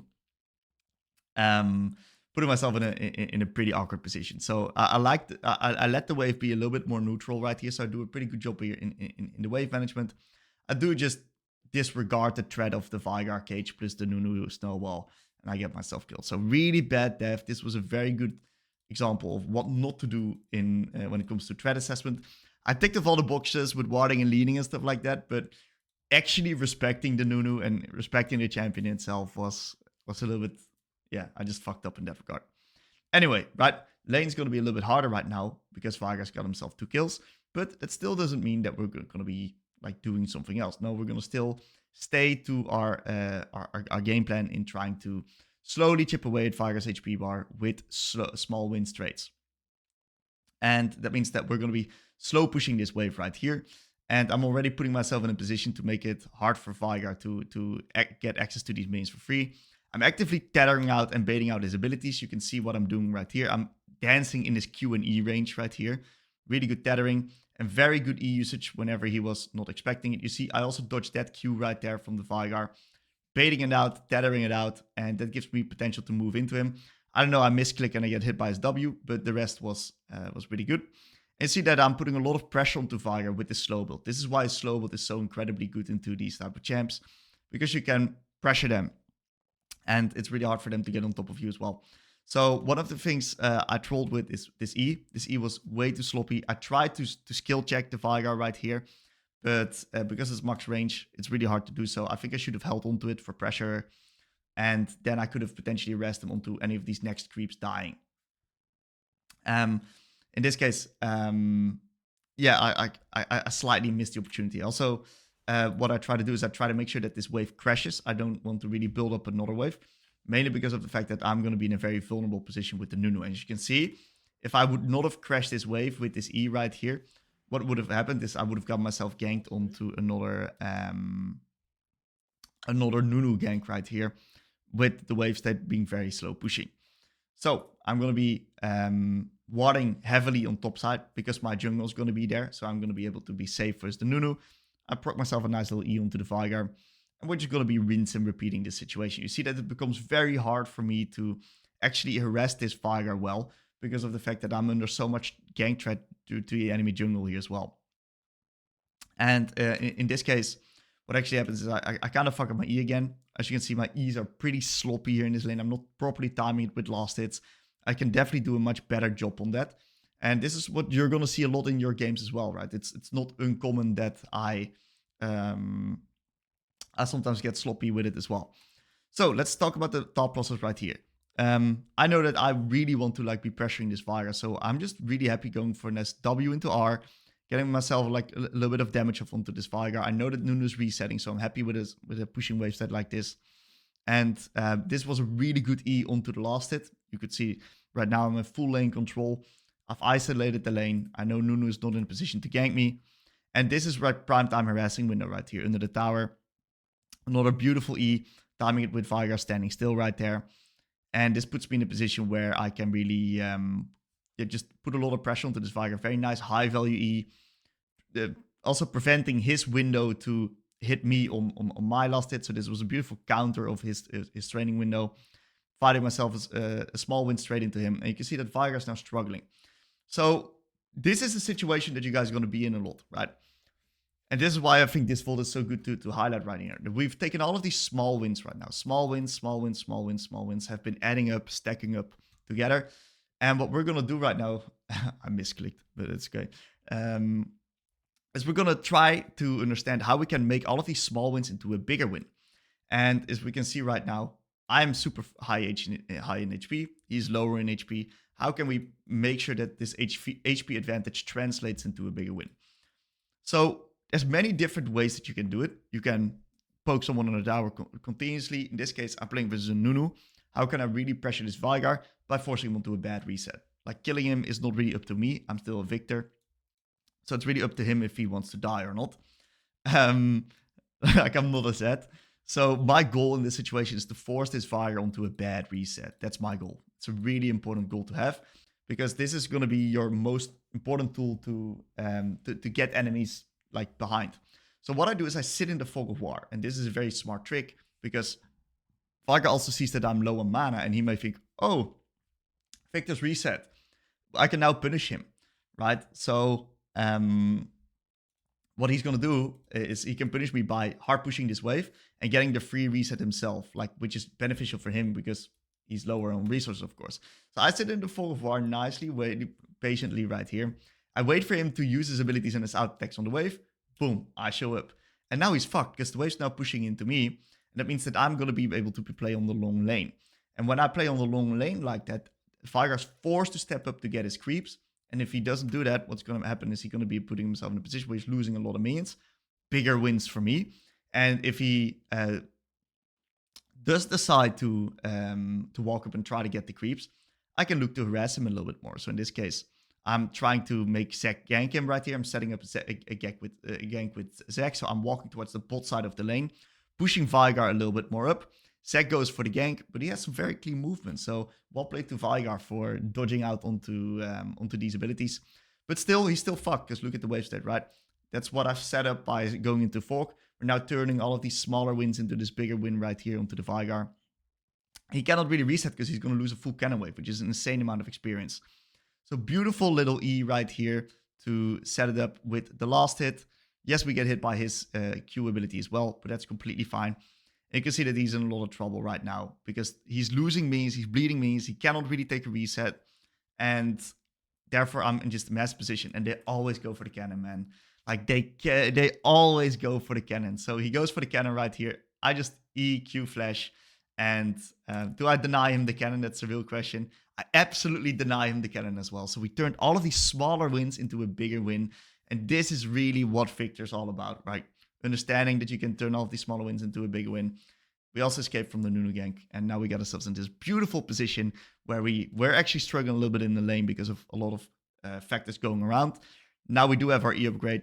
Now we do have our lost chapter in the base.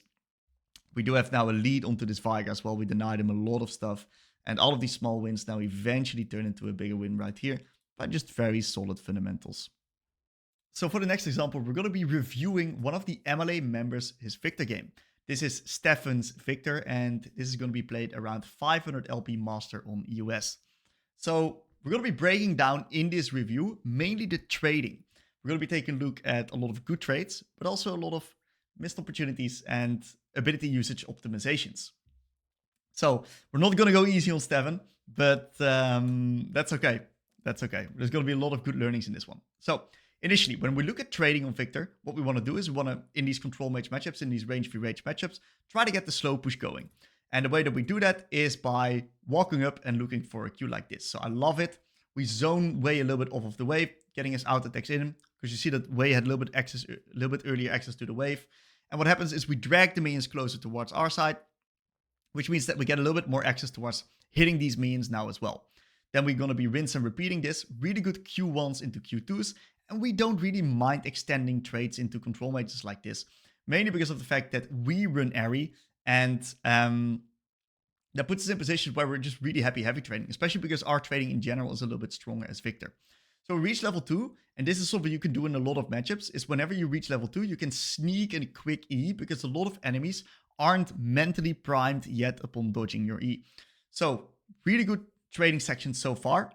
We land ourselves another E onto linear movement from the Hwei, and we got ourselves a beautiful 2-wave crash. So honestly, we're in a fantastic spot right here. We've done an insane job on punishing out this Hwei right here in the lane, and it puts us now in a fantastic position to continuously harass him in the turret.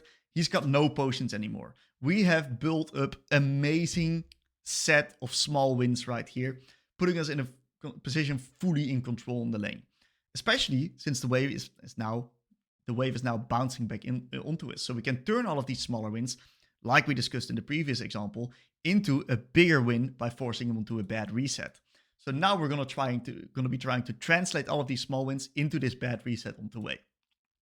And the way that we're going to be doing that is by continuing up the small wins mindset, continuing up the small wins traits, while also preventing him from damaging us and holding the wave on our side. So I am therefore not the biggest fan of this Q onto the minion. I think we should have just out-attacked that minion a little bit less and not Q it, because the fact that we do not have Q up right now gives Hwei a little bit of pressure relief in the lane. Plus, another thing that we see is we out-attack the minions too much here as well, which now puts this minion in a position where we need to step up and out-attack it, instead of potentially faking out our intentions and looking for a high value E onto the Hwei. And because of that, Hwei gets a really good trading opportunity with a QE into EE onto us.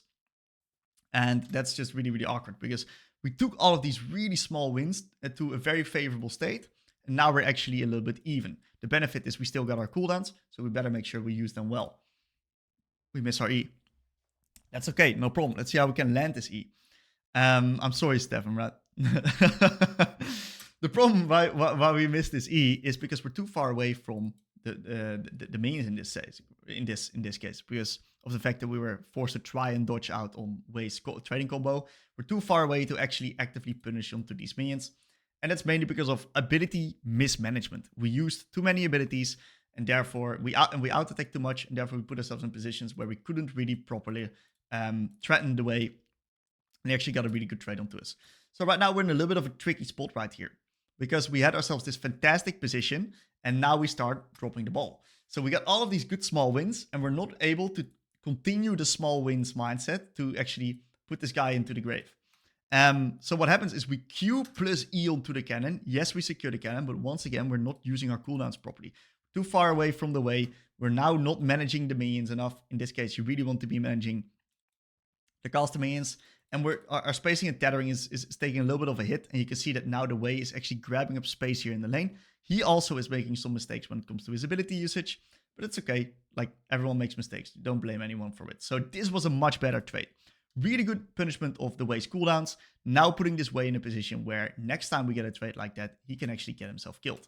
So we are in a really, really, really good spot here with the wave on our side. We only need 1 or 2 more E's to actually really push this Hwei over the edge when it comes to finishing these small wins into a bigger win. Unfortunately, we always love curveballs like these. Our Veigar gets killed, and now Hwei has blue buff. So we're in a little bit of trouble right now. That still doesn't mean that we cannot take the small win trades. Look at the HP, right? We're still in a position where the HP is very equal. We still got a trading advantage into the Hwei. So I reckon we can keep up the small wins mindset. Focus on landing these E's onto the Hwei. We got 2 points in the E right now. We only need 2 more E's and put this guy in under a lot of threat. And we got enough mana to do so. So the blue buff doesn't really matter that much. Good ability usage does. In this case, why did we miss this E? Well, Hwei did a really nice fake out of the movement. Not necessarily fake out, but he had really nice movement in the sense that he did not get too close to the Viktor. And that allowed him to dodge our E. So we tried to look for a little bit of a high value E. But it's really bad that we missed this, because now our cooldown is so high, and Hwei can instantly step back up and get back control of the lane a little bit more. So it's going to be very important that we're going to be timing our E's with last hits. We did not time the previous E with the last hit, and we need to try to do that a little bit better so that we can guarantee these E's. And once again, not a good usage of our abilities, which puts us down in a position where we're, just in the 1v1, just not in the best spot. We do have a really good flash though, and with a little bit of support from Trash, we allow ourselves to get ourselves this fantastic kill into the Hwei, putting us down in a really good position. So we're going to continue on this, right? The small wins mindset, the small wins hasn't changed. We still want to keep doing that. So proper ability usage is going to be paramount to actually getting control back into this lane, because that's what we're going to be playing for as Viktor. So what we're going to be doing is we're going to be looking for high value E's. You spotted Stefan trying to go for a high value E right there. The only problem is that, in this case, once again, we're not timing it properly with last hits. We're not forcing the Hwei to step up. And you can see the better players will try to actively bait it out. Will try to dodge it. A good thing to note is that Hwei has got no pots. So every trade that we take is going to be favorable for us. The only thing is right here, we do take a trade with Q and out attack, but we don't have E. So a big part of our damage actually misses because we have a lot of points in our E. And that's where our damage is going to be coming from. And therefore we also get chunked by him. So I think the best thing to do in this case is just not initiate a trade with E, but with Q and out attack. Back off, wait for your E, then try again. Or actively try to bait out Hwei's abilities because none of our minions are dying yet. And that means that we can actually put some mental stack onto some aggressive baiting and aggressive posture without fully committing, of course. Anyway, right, we do land a very good E up on the back end, which is a crucial E, timed with the last hit to perfection. Very nice E. We can see that finally that's granting us a little bit more consistency and a little bit more agency in the lane. So Hwei's got no pot still, and that means that we need to be landing these E's. Like landing these E's is crucial. In this case, we use a little bit of an E to get a little bit more wave control, because Hwei also starts pushing this wave. I do think, once again, we can look for these high value E's, get closer to the Hwei, and actually look for E's on top of him. I think we're missing a few opportunities in this case, but just by, I think our tethering and our spacing is something that we can slightly improve upon. In general, though, like it's a bit of an unfortunate situation because Hwei didn't buy any potions, and we're not able to really leverage that into a lead in this lane. So I think really the learning from this VOD right here is, number one, hey, I think we were a little bit too far away and sometimes too close to the Hwei at wrong times. So I think our spacing and tethering can get a little bit much better, which also ties into a second point. So I think some of our abilities were just really mismanaged. I think we were using too many abilities onto the wave. I think we can also look for a little bit more high percentage E's. We definitely didn't hit the 4 out of 5 E rule in this particular VOD. And that would make our lane in general just so much more consistent, and would really push us over the edge to pressure this lane, this Hwei onto a bad reset. Now, the good thing is we did manage to get towards our E wave clear breakpoint, and from this point, game becomes pretty straightforward. We're going to be moving on to the late lane, which is the next section that we're going to be covering in the guide. So we've reached our E upgrade, and we've come to our lost chapter in the lane. We've also won the isolated 1v1, and that means that we're enabled right now. We can now look to translate this lead into different parts of the map, and we can look at the later part of the lane. What we want to be doing, first and foremost, this is the core of the late lane. You want to control the strong side of the map by warding and leaning. This is super important. The way you translate leads on Viktor is through doing this properly. This keeps you, number one, safe from enemy ganks. It means that you can now play on the map where you want to be playing based upon where your jungle is located and based upon where the next objective is going to be spawning. So you can be present at those plays, and you can actually make an impact in these type of skirmishes by being first. Viktor's a control mage that likes to be first at plays, let the enemies walk into them. It's really easy for him to control choke points and get his damage off like this. So that's why this is going to be the most crucial thing that you want to be doing to snowball your leads on Viktor. Another thing you can do is you can look to keep up your pressure in the isolated 1v1. We can do this by looking for high value E's, which that you hit both the minions and the enemies. So you keep up the wave push while also poking the enemies. And you can do this in a 1 or 2 wave cycle. You can push a wave real fast and harass someone in the turret. Many different ways that you can go about it. You really actively want to be using your lull states to identify the next neutral objective and make sure that you're first, right? Because this is where you're actually going to be translating the isolated 1v1 winning into different parts of the map. We're playing mid lane for a reason. Priority is important. Being first at the fights is going to be very important. And you can actively contribute to that by calling for these fights, using your lull states to identify when they're spawning, so your entire team is aware of your strength and ability to play there. So we're going to be taking a look at how I would approach a late lane in a situation like this. So first things foremost, we just got ourselves the dragon. So the first dragon is secured. It's in the pocket. We are doing fantastic in the isolated 1v1. We're super far ahead. We got ourselves a very strong item in the Blackfire Torch already. And we now want to translate this lead and this strength in the 1v1 towards different parts of the map. So let's see how we're actually going to be doing that. First things that we are internalizing at the moment. Who's strong, who's weak? Bot lane's pretty even right here. Top lane is struggling a little bit. The top side in general, it's slightly behind. Not unplayably far behind, but just slightly behind. And we are recognizing that the Grubs is going to be spawning in a full minute. Our Warwick just took the dragon. He's going to be full clearing up towards top side. So my mindset as Viktor is going to be, hey, Grubs is going to be next. I want to be playing around the Grubs. I'm going to get lane control on top side of the map. And I'm going to be trying to see if I can do anything onto the top side with the Grubs. I got to be a little bit careful with Noxian, of course. Noxian has a lot of gank threat onto me. I don't want to get myself killed, especially with Flash. And it seems like the Teemo died on top. So at the moment, it's going to be pretty steady and easy game state because my Warwick's ganking bot, Timo Dine on top. I'm in a pretty isolated situation here versus the Akali. So I'm going to try to trade onto this Akali a little bit more because the lower she is, the harder it is for her to contest the fight. You can see that whenever she's stepping up, I'm going to be looking to try to find a trade onto her. And I'm constantly proccing off my Blackfire right here. But I'm also staying high health myself. I'm making sure that she does not get an opportunity to heavy trade onto me, because that means that I'm not going to be able to play first at these fights. I always want to be in a position where I'm actually able to play. So I'm just taking it nice and easy right here, slowly chipping away their HP bar, looking for these high values E's, aggressive posturing right now, and just very good example of 100 to 0 trading right here. So I recognize, hey, the grips is going to be spawning. Akali, I cancelled the reset right here, is now in a position where she's forced to reset. So what I can do is I can now push in mid and play on the side of my jungle. So the enemies are quite a little bit stronger on top side with the Warwick plus the Olaf, of the Noxian plus the Olaf. So I'm a little bit hesitant about this play. I want to make sure that no crazy stuff is going to be happening, but I am going to be playing into my strength. So I press tab right here. I see Olaf's got Stridebreaker. This guy's got Stridebreaker. Looking at my team, I'm scared here. I'm like, oh my god, we probably cannot fight this because of how strong that these guys are with their fully completed item specs. So I'm like, shit. These grubs are coming up. We set up the vision, right? We're playing on the side of our jungle, but these guys are just really strong. So I'm really hesitant in this situation. So one thing I try to do is I try to like control the choke points and make it hard for the enemies to run into me. So I sit there in the bush, Nocturne runs into me, I can chunk him. Very important chunk. This chunk is going to be super critical to us being able to play this fight or not. So initially I'm super hesitant, and I see that Olaf preemptively commits. So he preemptively commits, and that allows me to actually collapse onto him because I know Nocturne has no R yet.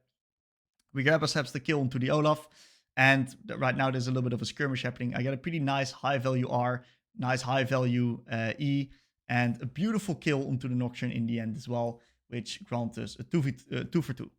Honestly, a 2 for 2 given the situation, I'm not unhappy about it at all. And this now Warwick sprints towards the grips and instantly grabs himself these grips, puts us in a fantastic position.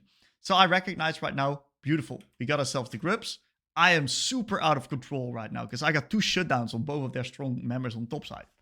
Great. What am I going to do after this? Recognize, hey, I want to now, we're getting ourselves the grips. I want to now play towards the next neutral objective, which is going to be on bot side. So I'm now going to swap up all my vision. Instead of playing it on, posting it on top side, I'm going to now post it on bot side. So the way we're going to be doing that is we're going to just nicely TP back to lane. We're going to take a nice little trade onto this Akali. You see the damage I deal at this point in the game is completely insane. I look for a little bit of an E right there. Not the best E angle, but in general, my plan initially was, okay, let's start posting vision towards bot side because that's where the dragon's going to be spawning. But I see that there's something happening in the jungle right now. So I'm currently still leaning top because at the moment I don't need any vision yet. I need vision in 2 minutes. So I'm not going to be using any of my wards on top side right here. And I see it, and I'm still leaning top side because my jungle is still playing there. I see something's happening on top side. So I have the idea, hey, I need to hover up there, especially with the Nocturne R. I'm instantly going towards top side because I know exactly where Nocturne is going to be ulting. At the skirmish that's already happening right there. So there's this big skirmish happening right here, which is really good that I actually join in because it saves the Warwick and I actually get ourselves another assist onto the Olaf. So right now, right, we're going to recognize, okay, Warwick's going to clear towards bot. Next objective is a 144 on bot side. So I'm going to now place all of my vision on bot side right here, trying to translate my control towards that side of the map.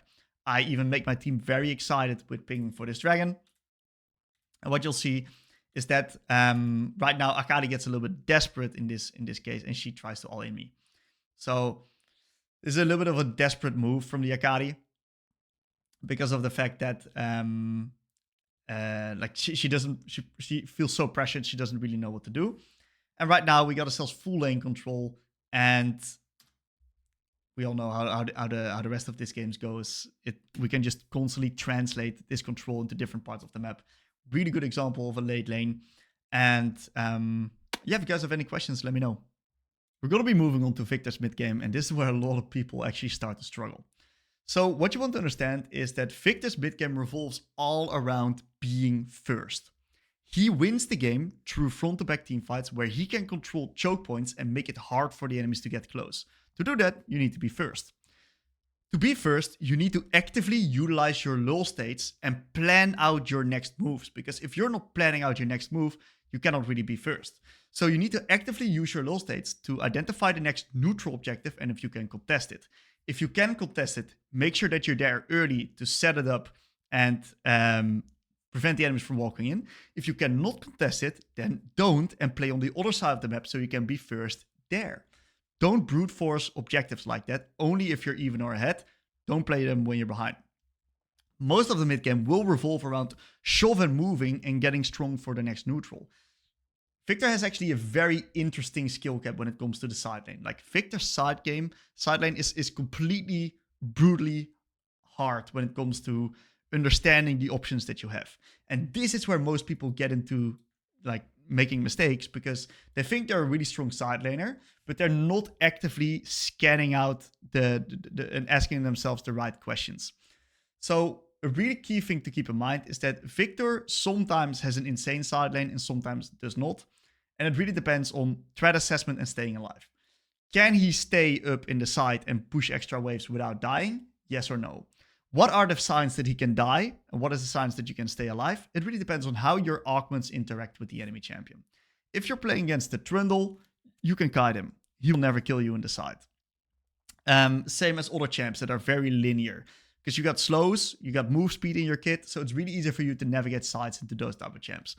But if you're playing against champions that have a really easy time getting on top of your face using dashes, give or take Nocturne, Zac, even a champion like Kha'Zix that just gets on top of you and kills you, right? You cannot really play as Viktor. So it really depends on how your augments and how your champion interacts with the enemy champions in the game.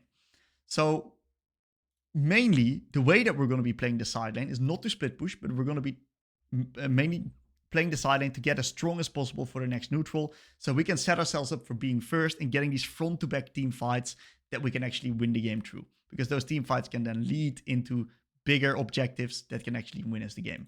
That's how Viktor wants to be playing, right? Another thing to keep in mind is you want to be patient and you want to let the opportunities present themselves. You are not in a hurry as Viktor. You skill mega hard. So if you're not unsure about if you should take a fight or not, don't brute force it.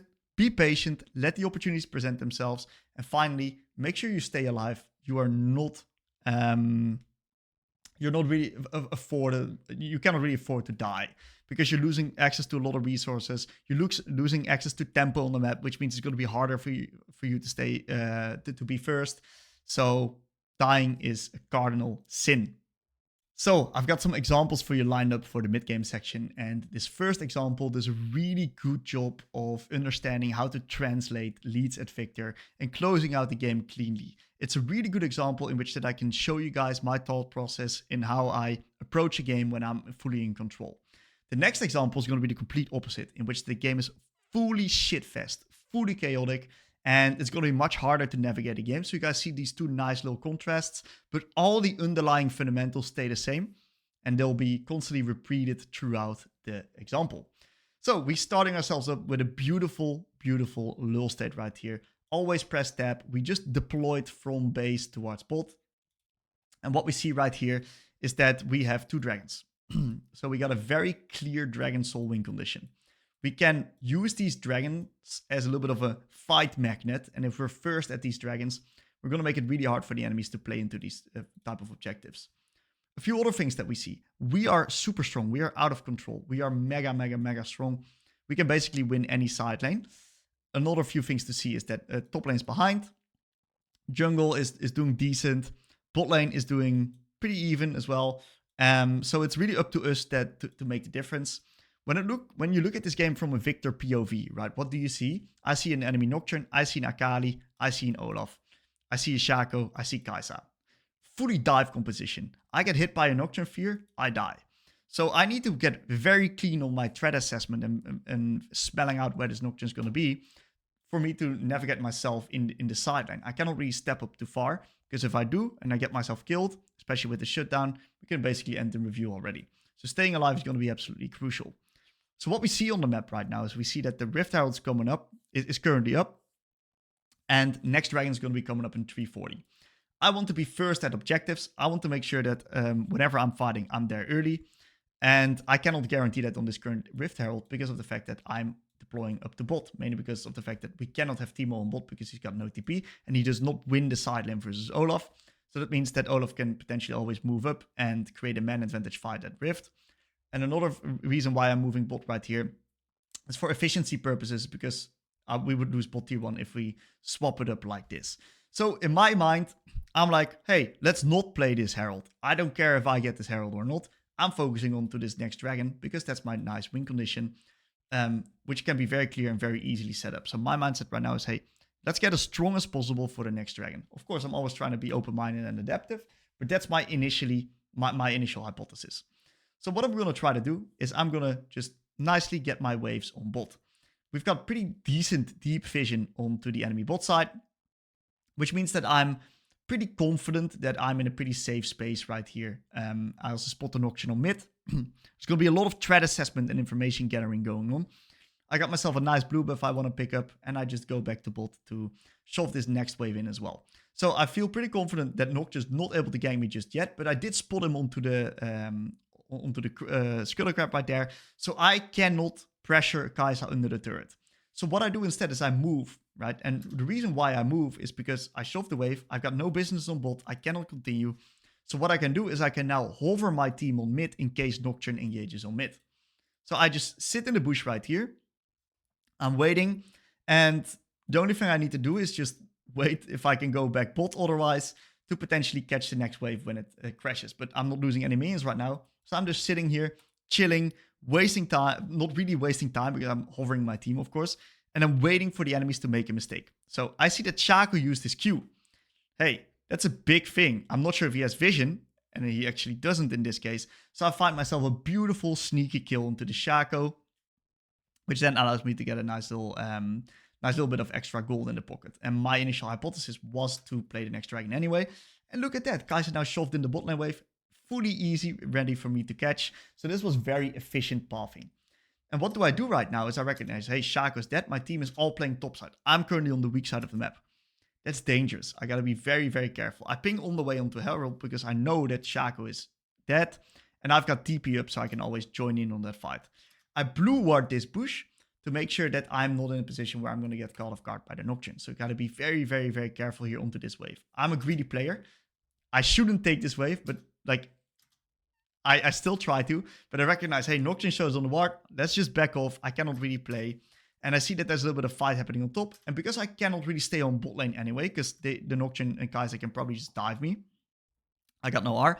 I'm just happy porting top because I can now just cross map, play away from the Nocturne, play into my strengths. And I'm just going to be trading bot tier 1 for top tier 1. And I'm very happy with this trade-off. So I'm doing a really good job. And what I'm doing right now is I'm thinking, okay, when is my next key spike? Because I know that the dragon is going to be coming up, which is very important for me. And I see that I'm 150 gold away from my next item. So I'm scanning really well right here. I see Nocturne Akali on mid. I feel confident I can get this extra wave in because this wave will then grant me towards my next spike. So I'm running away. I'm not resetting right here and being vulnerable. So I'm running away and I'm able to get this perfect. I'm able to get this perfect Rabadon spy before the next objective. So this makes me mega strong. So I'm already pinging the Drake a minute in advance, making my team excited for this dragon objective. So what we're going to be doing right now is we're going to be recognizing when is the Drake spawning. This is very precisely going through my mind. When is the Drake spawning? The Drake is spawning in 54 seconds, in this case still 46 seconds, and I want to be first. There's multiple avenues you can go in this particular situation. I'm a greedy player, as I said, so I try to min-max my positioning on the map.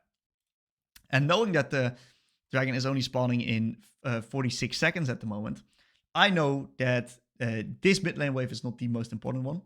But I see that the enemy Olaf is actually pushing top. And I do not want to give Olaf free stuff, free towers for anything. So I'm going to be quickly answering this top lane wave, preventing Olaf from getting this turret or getting the tier 2 turret. And now I'm instantly sprinting back down towards dragon, asking for push onto this mid lane wave right here. This is a very important mid lane wave to push on. I was hoping my Ashe would do it, but if she doesn't do it, hey, I gladly take the wave myself. And then I'll make sure that I'm going to be early onto this next objective fight right here onto the dragon. You can see that I'm barely here in place, ready to control some choke points. So we get ourselves a nice little collapse onto the Kai'Sa. I do not want to be chasing into that bush right here. If Olaf is in that bush, he's going to run me down. And I do not want that to happen. So I'm just nicely back off. No need for us to chase this Kai'Sa right here. We can very simply just start the dragon, let the enemies come into us because we're first. So I take prio onto this next mid lane wave right here, just to make sure that the enemies are forced to respond. It buys us a little bit extra time. And we now see that our Teemo actually died on the bot side. Shaco's trying to run into us. I quickly chunk him. No need to kill him. Look what happens. I'm just nicely letting them run into me. And I focus this Olaf down because he's probably the strongest member, granting us this great kill onto the Olaf. And also the Kai'Sa that jumps in.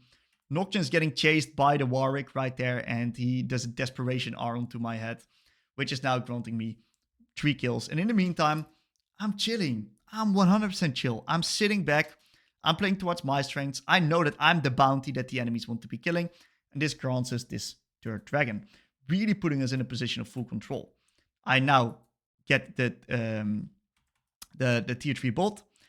And what happens afterwards is that I am now scanning for threat assessment. Who can kill me? Can I get this extra wave or not? In this case, I feel comfortable playing it because Olaf is dead, Nocturne is dead. I know that no one can kill me yet, so I kill the wave, I reset. Boom. What's next? That's the first thing that goes through my mind. What's next right now? Well, what's next is that I'm strong. I want to translate my lead. How do I do that? Well, fights where the enemies are running into me. I know that the next objective is going to be the Baron.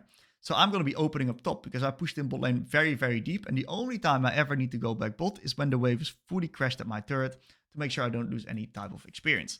So I've got some time to open a bot and potentially look for a fight or look for some vision together with my team. That's also what I'm pinging for. I'm making my team excited going with me into this topside jungle right here.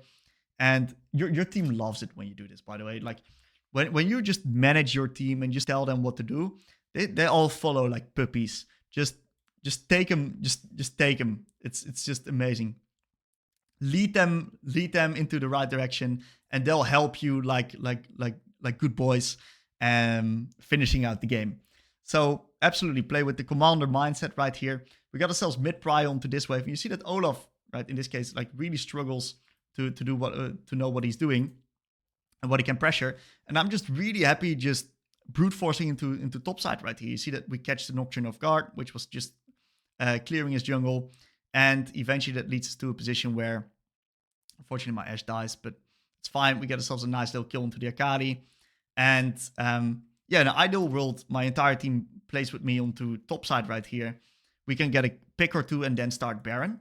So that would be an amazing strategy. Unfortunately, my team died. It isn't always going to be perfect.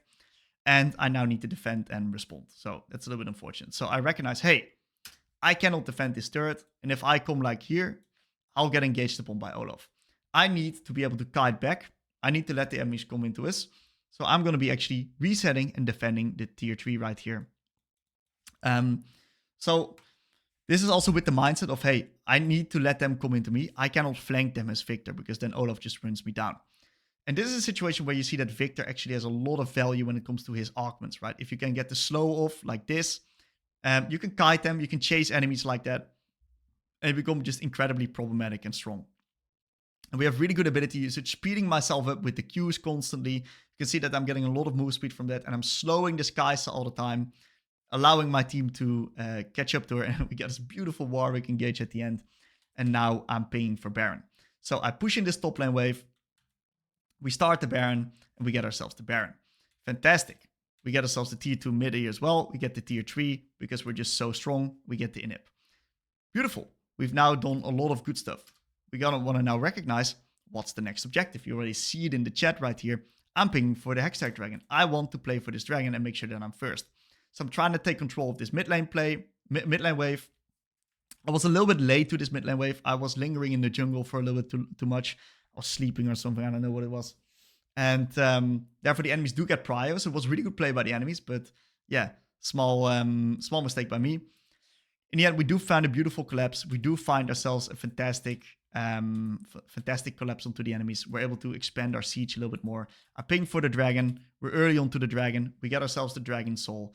And from that point, the game is pretty easily won. As you can see, my stats are absolutely through the roof. Very clean game in which that just, I really translate the lead incredibly nice while still being 10 CS per minute. In general, S+ game, which I can be very, very, very happy with. So this next mid-game sequence is going to be incredibly chaotic with a lot of fighting, a lot of skirmishes. And what we're going to try to do is we're going to try to break through all the fundamentals, even in such a chaotic game like this. So we're going to be starting off in this little state. You see, it's pretty early into the game, but we've already done some interesting lane assignment swaps, mainly because of the fact that I was forced to TP bot to fix a wave state, and now the lane assignments are already swapped up. Not the end of the world, that's completely fine. What do we do when we're looking at this game through Viktor's lens? We're going to be taking a look at, hey, what's the next objective? Fantastic, we got ourselves the dragon coming up in a minute. Well, it's not that bad then that we're actually on bot side. So let's get some vision around this next objective. We see that Nunu is actually coming in right here. And we can make my team excited for the next objective as well. So I'm pinging it in the chat. And I'm just going to try to keep up the priority right here on bot. And when doing that as well, we see that Nunu now walks into the river. I try to collapse onto him, but he sniffs it out pretty decently. And then I'm going to try to get Prior onto one more bot lane wave. And then I'm going to try to play onto the dragon. So in the meantime, Nunu actually engages onto my team already into the river. So when a fight happens, I instantly want to move right there. I want to make sure that I'm not in a position where I'm going to be too late. We actually find ourselves a pretty nice pick onto the Nunu. We cannot really continue much further, so that's completely fine. We can actually guarantee ourselves a dragon for free. So fantastic stuff. We got ourselves a Drake, and that's going to allow us to eventually in the late game play a little bit more for these dragons and use them a little bit more as magnets. So we're going to be reaching our E upgrade, our Q upgrade, I think, right here on minute 12. And we see that we're a little bit behind in this game state. Like the game state is looking pretty tough. And what I'm going to try to do in this game is I'm going to try to skill up, reach to my item spikes, and eventually get front-to-back team fights in which that we're first. That's just going to be the mindset of this game. And we see that the enemies are heavily engaging upon us here. They are really trying to find a little bit of a fight. So I disengage from the Ashe, and you see that it's a pretty tricky situation where my team dies. So that's very, very awkward. I need to respect right here. I cannot really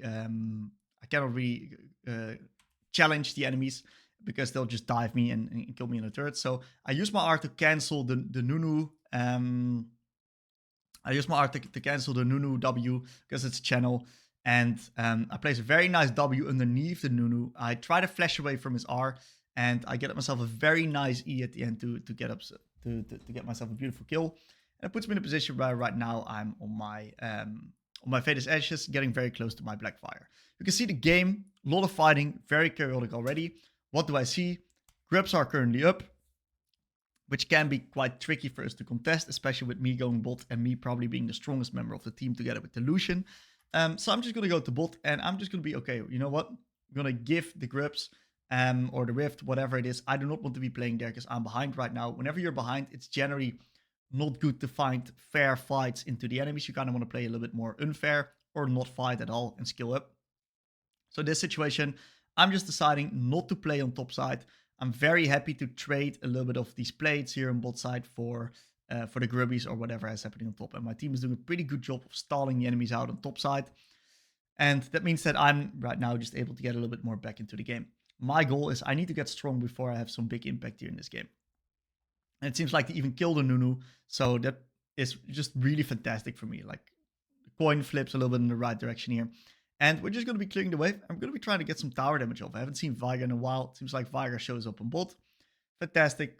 Right, he shows up. I cannot really continue much more onto bot. I've already shoved, so now we're going to opt in for a little bit more of a shoving move. I see that the Ashe in this case is a little bit mispositioned. And that means that I can collapse onto her. And that's going to be a very important one, because if we can get this kill, that means that I get now a big shutdown and a lot of gold slowly crawling back into this game. And in the meantime, I didn't really lose that much on bot lane as well, because Veigar was still pushing the wave into me. As you can see, I'm still looking to poke the Veigar a little bit. Unfortunately, the Nunu gets the Herald and steals it away from our jungle, which definitely like incredibly sucks, right? That Herald would have been really, really big. But I'm completely fine, right? I'm just going to be dodging out on Veigar's damage, slowly chipping away this HP bar with my longer range E's. Dodging out on his abilities, really, really, really clean movement. Unfortunately, I missed my E right there. That would have been really good. And I'm gonna look for a reset real soon, mainly because of the fact that I need to reset because of how strong that I am. I've got so much gold in my pocket, I cannot really stay. So we got ourselves a beautiful reset, and right now we're gonna do some more lull state assessment. In this case, we recognize, hey, next objective is gonna be up at 145, which is gonna be the dragon. Are we strong enough to fight? It's a tricky one. We're a little bit behind. I did get a very good reset, but I doubt if we're gonna be able to win a team fight. So I'm gonna let it be a little bit opportunistic, right? Like if we can be first, we can fight. If we cannot be first, we cannot really fight. So I think it's always good to potentially aim for it if you feel like there's a potential to do so. So I get myself a beautiful flash onto the Veigar right here. And that puts me in a position where I can now just nuke these waves. And there seems to be a little bit of an invade happening. So I shove and I move instantly towards my team. And I try to like help them a little bit. I do have my blue ward up, but I am greedy and I control ward the wave. So Ash flash over the wall gets a really big chunk onto me. And I'm in a pretty tricky position right here. I do eventually get a nice pick onto the Ash, but unfortunately I die onto Veigar. This is pretty bad, right? Me dying is pretty bad. It loses me a lot of minions. I'm really on downtime. My team dies here as well. So it's pretty bad. In this lull state though, while we're dead, we can utilize this time to plan out the next move. So we just died. We're now just really far behind. There's just no way through it, no way about it. We're just in a down bad in this situation. So contesting dragon is only going to make matters worse. So my thought process in this case is, hey, I cannot really contest dragon. Let's open up top and trade, because there we can be first and we can prevent the enemies from playing into us. So I'm just going to go top, and I try to find myself a pretty interesting pick onto the Echo right here. Unfortunately, he does a really good job getting out with his R.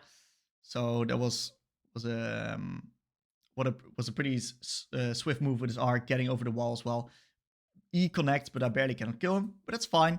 I can just shove the wave and I can just get the farm. I try to ping my team back. I do not want my team to contest this dragon right now. This is ridiculous because we're so far behind. So this is a really bad contest. But in the end, right, not much I can do about it. I'm just going to get my waves and get my farm on top side. So I push in the top lane wave. I see that the enemies are over positioned on mid, so I try to get some fruit, and potentially I can look to create a small man advantage play and get a small pick on mid while the enemies are overstepping or making a small mistake. And it's exactly what happens, right? Nunu is snowballing into us, and this is the prime time for Viktor. What you like is the enemies are coming into you, really high value W in the choke point, getting myself a nice little collapse onto the nice little pickup onto the Nunu, and also nice little pickup onto the Seraphine, counting me another small shutdown. So we're getting a little bit more rich. We see that Echo tries to make an opportunistic play. We get a very nice W follow-up on the Nami bubble. Very good Nami bubble. Once again, another pickup here in, and that means that we're now incredibly strong. So we are now building Banshees. So why do I go for Banshees second this game? Well, if you look at the enemy team, AP top, AP jungle, AP mid, AP sub. Banshees mercs value, just way too high. So in my mind, I'm going to be right now, okay, I need to get even stronger to carry this game. So I am really going to value my farm. I'm going to go to the side lane. I'm going to try to catch the waves without dying. I recognize next objective's far away with 3 minutes onto 3 minutes onto Dragon, and Baron being up in 30 seconds. We cannot really fight Baron, right? If the enemy started, of course we can contest because they do have a Nunu, but we cannot really proactively do it ourselves, which is fine. So I'm happy just going bot with my TP, and if something happens, I can always just TP in towards Baron. So my goal here initially is just to get my farm, stay away from the enemies, play on the opposite side, and skill up, because the more items I can get, the more I can potentially carry the game as Viktor. So I'm doing a really good job just making sure I land every single creep. You do not really want to be affording yourself to miss minions in these type of situations. I see that there's a little bit of a Herald call on mid, and I decide, hey, you know what? I'm just gonna be keeping the push bot. Like, my team can defend. The enemies don't have barons, so I'm just gonna be efficient, get all of my minions, and potentially hack away the turret. So I see Veigar responding right now. I cannot really dive the Veigar or progress in the 1v1. So I'm going to be moving mid to potentially look for a little bit of opportunity, because we do have some hard engage onto the Zek. And we find ourselves a fantastic pick onto the Seraphine. Great, I can now just go back bot, and I can just catch the wave nicely and safely. So I'm not really putting myself in any type of risk or danger. And I'm just really valuing my farm and just slowing the game down a little bit, which is good when you're in a state like this. So I see a fight happening on top. I do not have TP, so I can't. I do have TP, but I do not have a proper ward to get there. So I'm like, you know what it is? I probably don't think it's efficient for me to move there. If my team gets the kill, they get it. If they die, they die. It is what it is. I'm going to be farming my waves. And I see an opportunity for me to actually keep pushing bot. And I'm just playing with the mindset of how can I get as strong as possible in this situation? Because I really want to get as strong as possible. And you can see that eventually I get myself this turret. And I go for a little bit of a reset. So I am pinging for the Drake. I'm like, okay, potentially we are strong enough to fight. But in the end, I do recognize... So I'm opening up to mid, trying to get mid prio. And what we recognize is that top lane needs to be attended to, right? We cannot just leave this massive top lane wave to die. So even though we're pinging dragon, and it would be nice to fight the dragon, I look at this little stat right here. I'm like, I don't think we can contest it, man. I really don't think we can. I'm the only one with 2 items. On my team, the enemy's got 2 items mid, 2 items bot. They're stronger. I don't think we can get it right now. So I decide to right now go top, catch a top lane wave, and just trade again. Especially when my when we lose control of the mid lane wave, because we were kind of forced to answer top lane right here, because we cannot just be losing those big waves for nothing. And I do what my top laner does it, but he didn't, and that's okay. And I recognize, hey, there might potentially be a fight. I am potentially looking to TP, but I do not see the fight angle, right? And the main reason I don't see it is because the enemies can just kite away if I move there. So I feel comfortable, just keep pushing in top and just sacrifice the objective and sacrifice a little bit of mid, because I need to get stronger. I need to get stronger to be able to like carry this game. So Echo joins in, gives me a nice opportunity to chunk him. And it's a really good chunk because of the fact that is going to give me a little bit more access to towards the next wave here as well. And I'm really looking to just get to my Lich Bane. So I have perfectly my Lich Bane spike right here. And what I'm doing is just nicely take another wave into a reset. So as you can see, I'm now on my 3 items. I feel pretty comfortable to play from this point. Like 3 items, that's a lot of items. So I see a fight happening on mid. I know that I'm strong. I know that this is something I can play in. So I TP on this fight, finally a little bit on my terms. And I kite back initially because I don't want to get myself killed. And I see that the enemies are TPing in. I got to be very careful for the enemy's threats. So really nice build by Nami. I do flash away from the Veigar Q. I should have flashed away from the Seraphine R, but I was a little bit late from seeing it. Seraphine gets a little bit too close to me. We get the Seraphine flash as well. And in the end, we do get ourselves a pretty decent position here in this fight, where we pick up a little bit more kills. I take another wave, I reset. And now once again, we're in this same exact lull state right here. What are we going to do? What's next? Well, we got Dragon coming up in 3 minutes, which is very, very important for us. And I do not have TP. So in this case, I go bot. And I think that this is a little bit of a mistake because I do not have TP. So if the enemies start Baron, they can probably just do it. So small mistake. I think I should open up through mid first. But I do a pretty good job here dodging out on Veigar's abilities and getting a pretty big chunk onto him. Eventually even killing the Veigar, and Nunu is bot trying to collapse onto me. The reason why I'm able to do this is because of the fact that I have Banshees, so I'm actually able to go for a little bit of a 1v1 onto the Veigar, because Nunu and Veigar don't really threaten me. I get myself a massive double kill, and this is really what's going to allow us to bring us back into the game, because I get so much gold right now, in which that I afterwards can also take the turret right here. And even though my team dies on mid, that's completely fine. I'm picking this next dragon because this next dragon is important, right? It's soul for them, so we must get this next dragon, otherwise we're in a lot of trouble. So I find myself a little bit of reset. I keep pinging the dragon. And right now I'm at Mage Ice, because that's the best item I can build at this point to get the most value from my gold, because I want to get to my Robblons, of course. So what I'm going to try to do right now is I'm going to try to get mid-prio to get control of the next objective.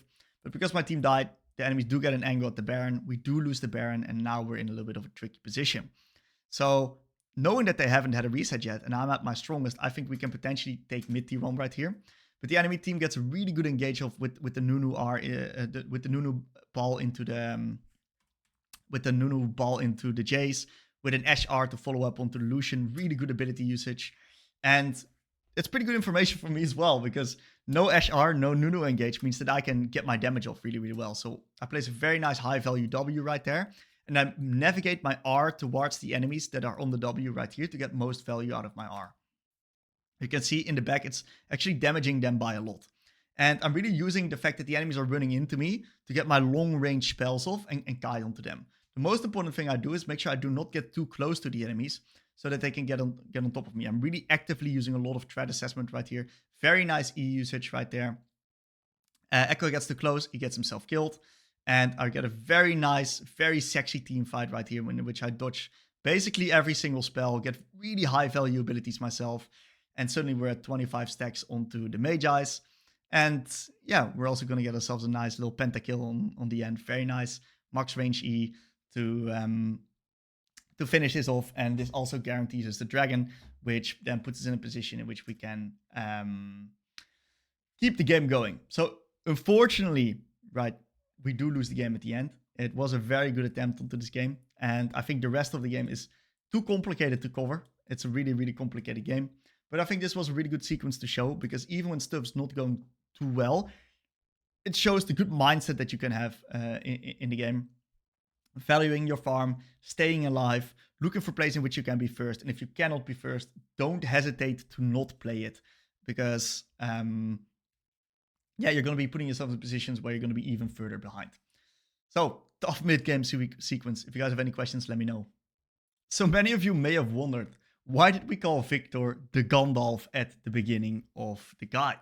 Well, that's because right now we call him the Gandalf when it comes to how you want to be approaching your fights. And the reason why he's like Gandalf is because you want to be playing with the mindset of you shall not pass.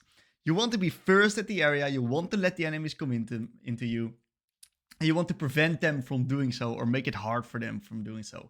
Make them regain space and make them fight for every single pixel in the game, so to say. So, Viktor loves front to back fights in which the enemies are running into us. We really want to be patient, let the enemies miss position, don't try to brute force things, because that's when you're going to get yourself killed. You're still a very immobile, vulnerable mage.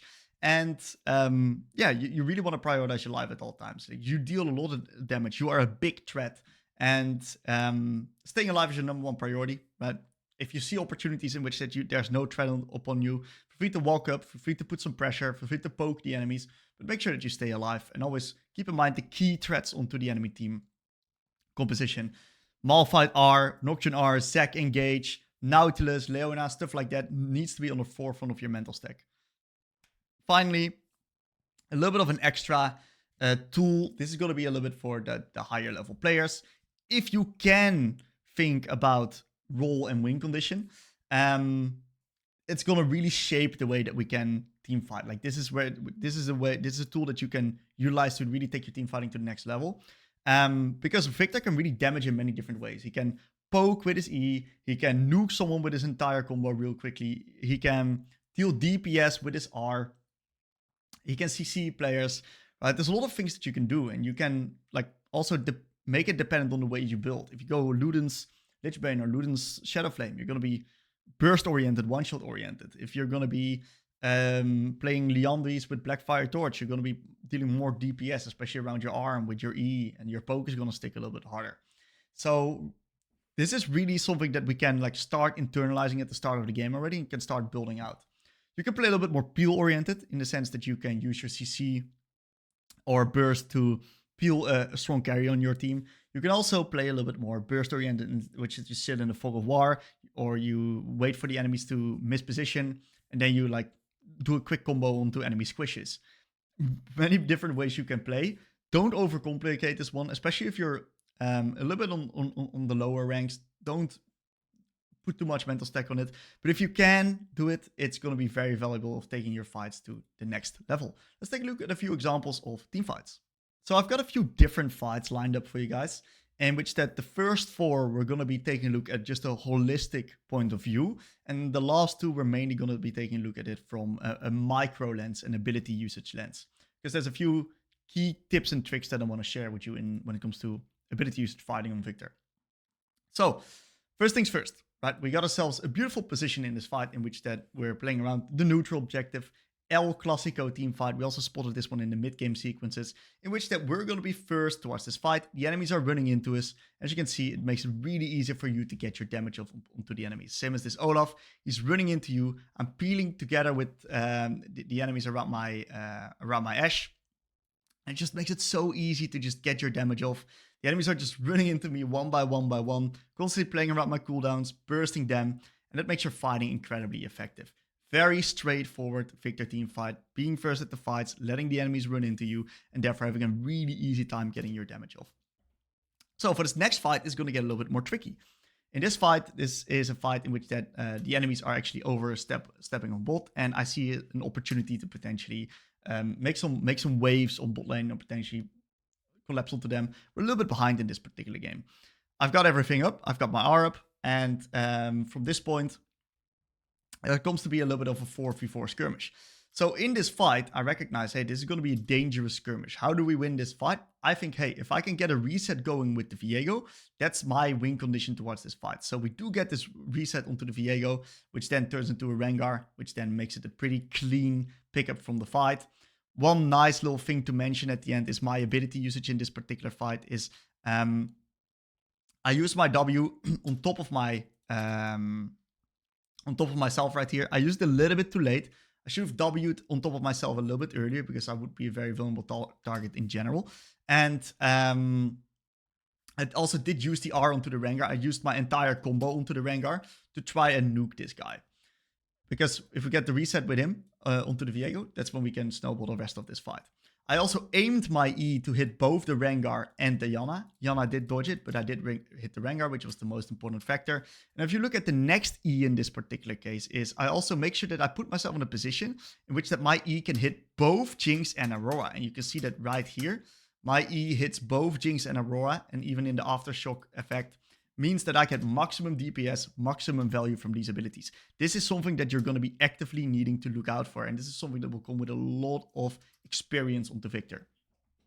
So the next situation, very complicated situation in this regard as well. We see that there's a little bit of a team fight happening around the Baron. We are very, very strong, and my job as Viktor is going to try to make it hard for the enemies to enter and keep them out. Keep the boys out right here.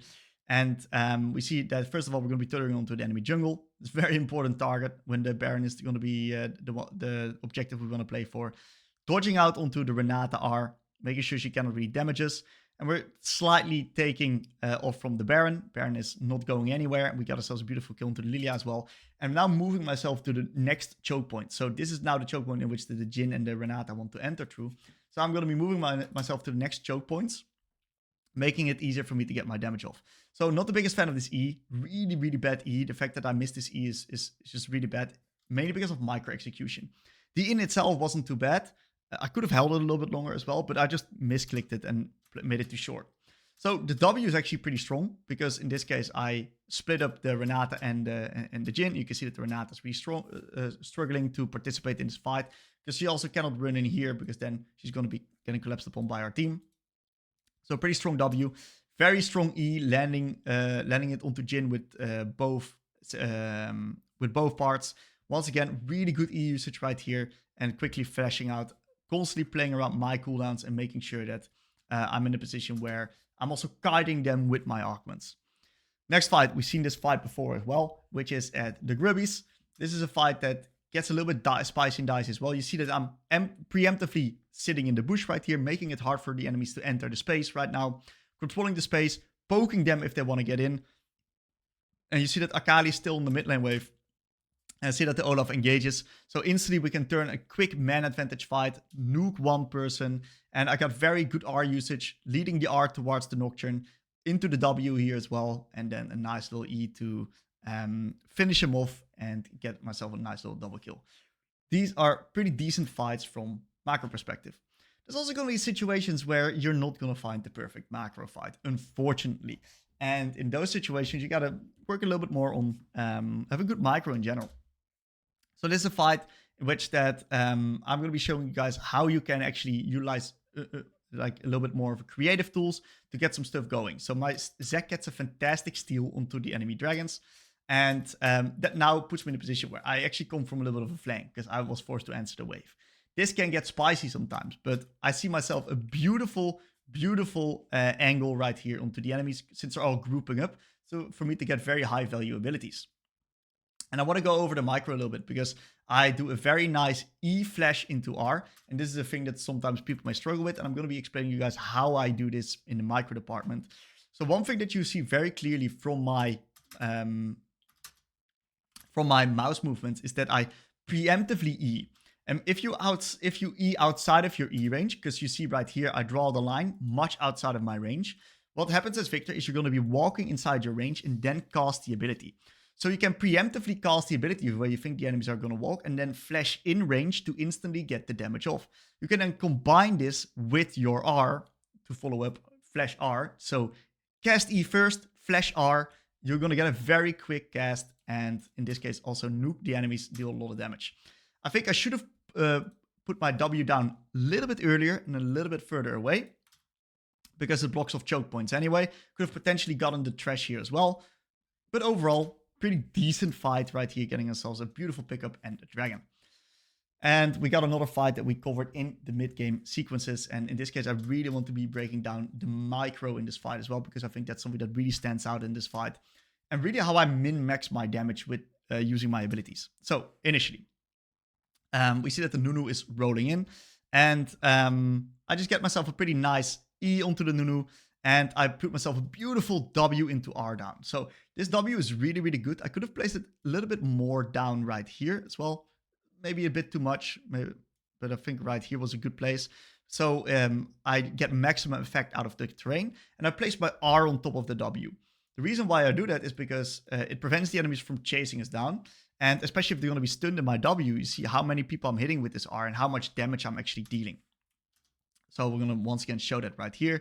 Really nice high value R. Unfortunately, Seraphine heals it all back up, but the idea is there. It slows them, it CCs them in the meantime as well. And when the enemies are chasing you, you can just look for these high value E's when they're trying to come into you. I think this E could have been placed a little bit better, but he actually walks into it, so I get the aftershock effect from it as well, which is fantastic. And I get myself a beautiful Q because I know that I'm not under any kind of threat. I spotted the Ash R. They don't have that much engage. Only the Nunu can really engage into me right now. I think once again, this E right here onto the Seraphine, the idea is very, very good. I think I slightly misangle it right here in this sense. I would much rather place it so that the aftershock effect fully connects onto all of the minions as well.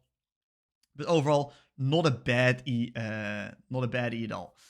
So Nunu is coming in. Once again, really good E onto the Echo. And I see that he mispositions. Quick Q out attack. And right here, I'm in a position where I'm on front line. Like, you don't really like the front line on Viktor. I'm getting caged by Veigar, which really restricts my movements. I see the Veigar W. I dodge out to it on bot side. Then I hear the Seraphine R. I walk up top to dodge out on the rest of the CC abilities. And one thing that's really going to be good to watch is the high value E's. Really high value E's in the meantime onto both Veigar and the Seraphine. Both the initial and the aftershock effect I land. Very nice W underneath them to stun them in the meantime as well. Finishing off the Veigar. And really nice high value E onto both the Seraphine and the Gragas. And I think this is a very important one. This E onto both Seraphine, finishing them off and hitting the Gragas also with the aftershock effect. The amount of damage that you optimize right here, the DPS optimization, is really through the roof. So I speed myself up with my Qs, and Nami also helps me a little bit as well. So get more move speed to chase the enemies, and then max range E to hit the Ashe and get myself a beautiful, beautiful pentakill. Beautiful way to end off this guide right here. Yeah, very, very happy with this one. If you guys have any questions, let me know, and I'm happy to get back to you. Welcome everybody. I'm going to be walking you guys through a game that I'm going to be playing live, and I'm going to be explaining my thought process on how I'm going to be winning the game as Viktor. So I'm playing versus an Akali and a Nocturne. And versus an Akali, that can sometimes get a little bit of a tricky matchup with Door and Shield and Second Wind. We're going to try to slow push into her to get some nice trading advantages, potentially poke her under the turret right here. We do some nice wave management tricks, and we're going to try to get a little bit of poke onto her.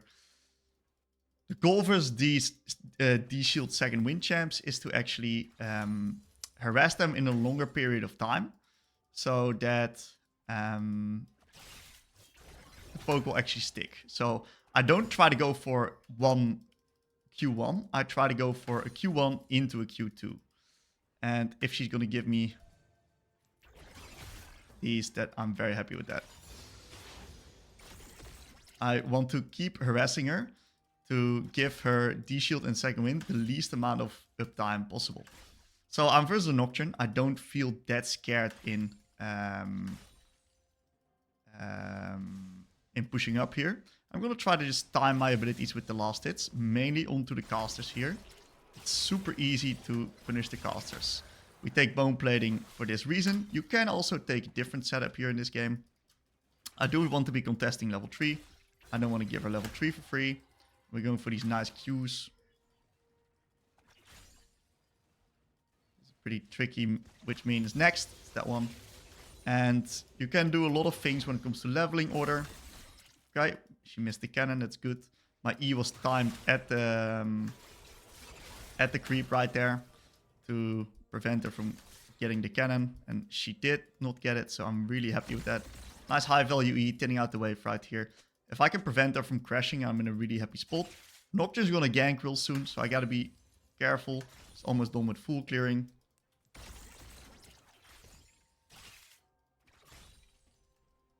Very nice. Doing a really good job here in the lane. We can see that aggressive posturing right now can zone her off some creeps. We're not going to get ourselves hit by that E. If we get hit by that E, we are in a lot of trouble.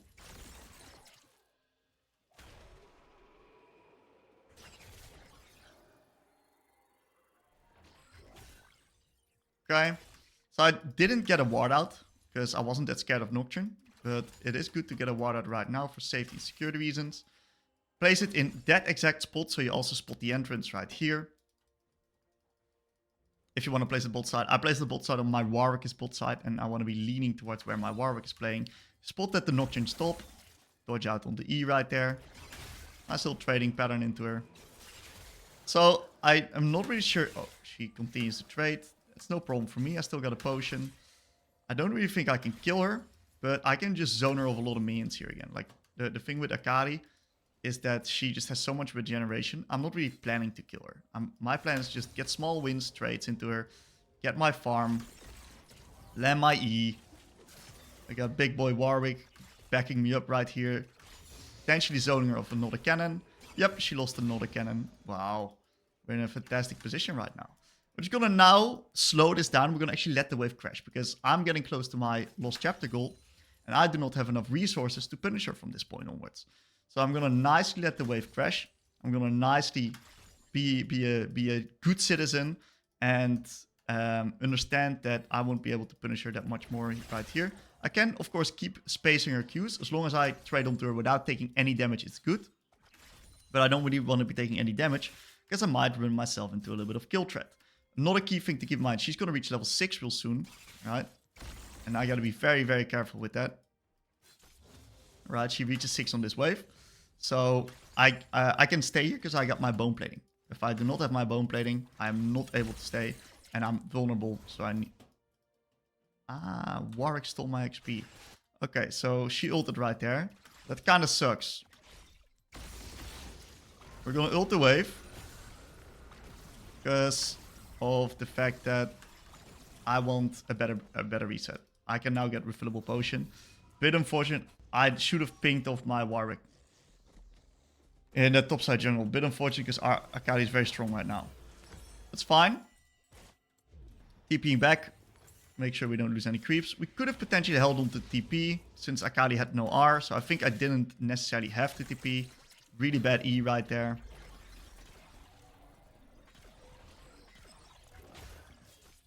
Okay. It's a much better E. Getting a little bit of damage off onto her. Make sure that I don't drop the minions below kill threshold under turret. Fuck. Unlucky. Okay, so I gotta be a little bit careful now.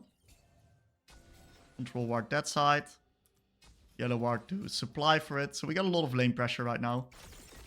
If she mis-tethers or like miss-spaces or like gives me a free angle, I'm happy to use the E like that. Oh, she's dead here. Dies. Very, very nice, very nice, very nice. Okay, so really good finish by the Warwick. That puts me in a very good spot right now.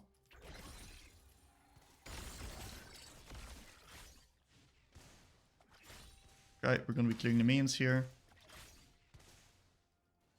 So Nocturne's going to be reaching 6 real soon. I got to be a little bit careful for that. Especially since the grubbies are gone. So I do not really feel comfortable stepping up too far right now. I don't really want to reset yet. I could reset to get stronger, right? But this item that I'm going to be buying is not that good for me. So I'm actually going to sit in Fog. He's still 5. And I'm going to nicely let her enter all of her abilities onto the wave. I got to be a little bit careful she doesn't E me right now. But she doesn't have E. I still got bone plating. And we're going to nicely now slow push. So the way I'm going to navigate this is I'm going to Q the minions for a little bit of shield. Make sure I don't get too much damage off right here. And we're going to freeze the wave right here. Not necessarily freeze, but hold the wave. So that we're going to build a really big wave. And we're going to make it very hard for the Akali to crash it. So the Akali shows up top. We can potentially deny her a few creeps or two. Really good CSing here. And as you can see, it's not a freeze, but it's fine. But it's a slow build. And I'm really happy with the slow build as well. Because with a slow build, I can eventually reset on my first item spike. And it does look to be a little bit of a Deathfire, Blackfire game. Okay, she all wins. No problem. We flash her R, and we get ourselves a beautiful kill. So it was a really, really, really good flash. Right? I expected to do that. I unfortunately cannot really do more. I need some help. I want to get this wave out. I'm a greedy fucker. I'm a very greedy player. He's Oh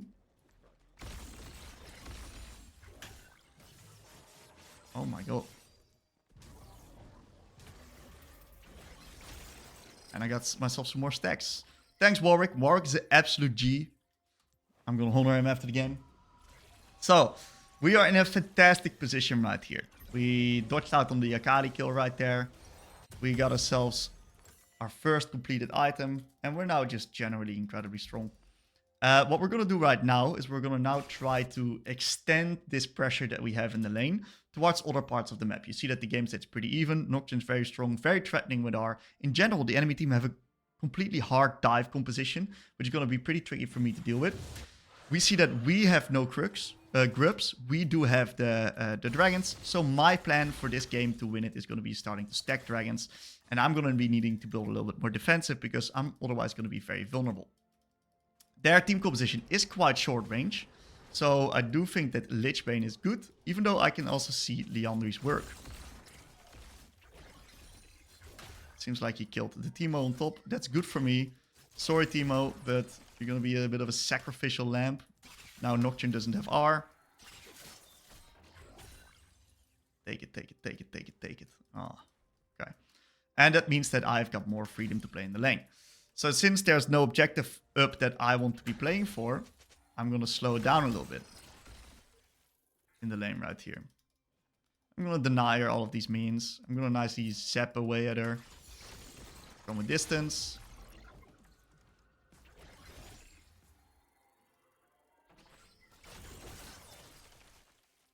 We got ourselves the Q upgrade, which makes us incredibly strong now. Kruggies are up. The grips. I'm constantly saying them Krugs, but it's the grips. Maybe we can fight because Akali's base, so I'll just peek. Just very opportunistically here. It's purely opportunistic. Yeah. Ay. It's gonna be dangerous. I don't like it. I'm not a big fan.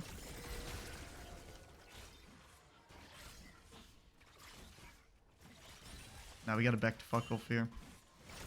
We will not win it. I have to go here.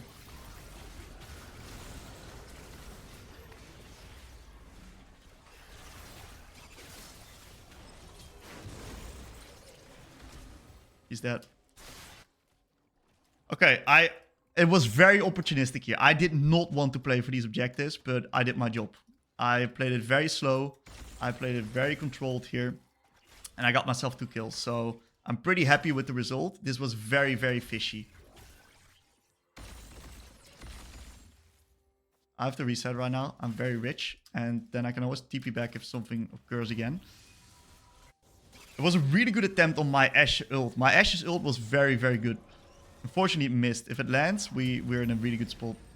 So I think Lichbane is good versus the enemy team because the movement speed gives me a lot of value.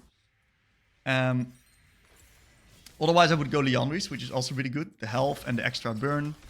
But I'm confident in the Lichbane right here. So Akali is now really far behind, right? Like she has... Oh, shitty.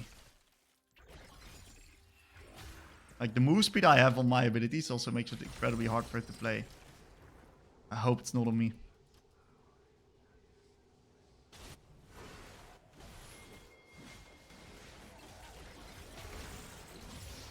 Okay, Warwick's OP, I guess. That's the Warwick buffs right there. Alright. Very nice. Let's push this wave.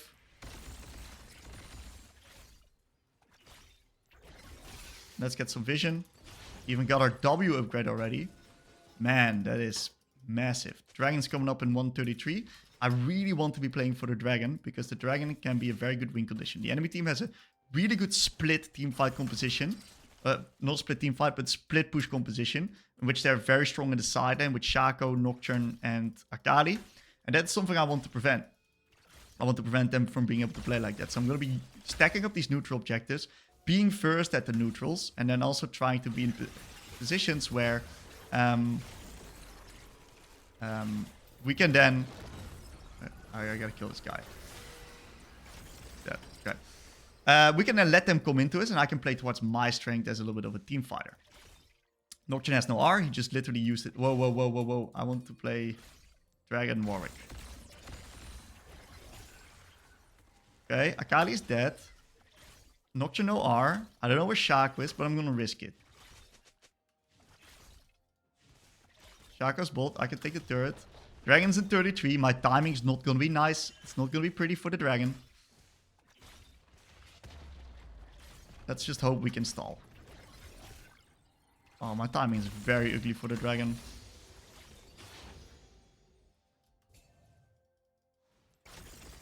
Fucked up my E. I don't know if we can play the Dragon. Give the Dragon. I'm too rich.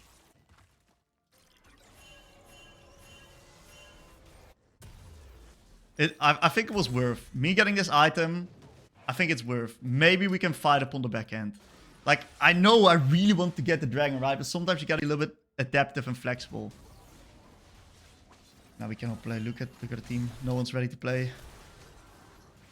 Ashe R missed. We are not early. This is no bueno.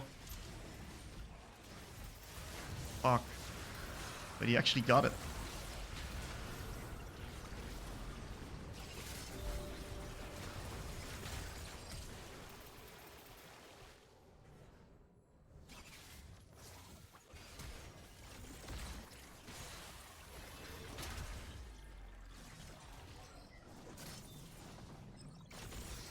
Okay. I got it too. Alright! We did get the fight. We did get the Dragon. That puts us in a really good spot. So, yeah. Nice. I think Lichbane was a good purchase this game. So we got these two coming up right now. I want to reset. I think it's good to swap with the lane assignments. Me bolt. I really want to get defensive components right now. Mainly because of the fact that I want to prevent them from killing me. So which defensive component I'm not sure. They've got a lot of mixed damage. We can play for Herald. I've got TP up, so I can push out bot, TP towards the Herald then. And we want to just generally play objectives since we're ahead. So I see Kai'Sa on bot. I see Nocturne nowhere. I see Shaco mid, Akali mid. I gotta be careful. I cannot do too much without full info on the Nocturne. So I'm just gonna grab up the blue buff right here. Nocturne was shown on mid. Still want to get the blue buff. Let's get it. We are level 13, which means we're very strong as well. Ah man, we're so fat actually. We're mega fat. Okay, Nocturne shows bot. See, it's very easy to clear the wave like that. I cannot make any progress right here in the 1v1, right? That's not what my champ does. At least I can do it when the enemies have no threat onto me. But the amount of threat onto me is very high right now. So I need to move. I'm going to cover mid. Maybe they'll engage on mid here. And I can instantly play for the engage. And otherwise, I'm going to just nicely turn to bot. I think he inted actually. Yep. Very nice. So that's a very nice one-shot combo right there. I saw him use something. I'm not sure what he used, but he used something that allowed me to play. That's why hovering mid there is so strong, right? Especially because I now have no info on the Nocturne as well. I've got TP. We can literally start the Herald here, team.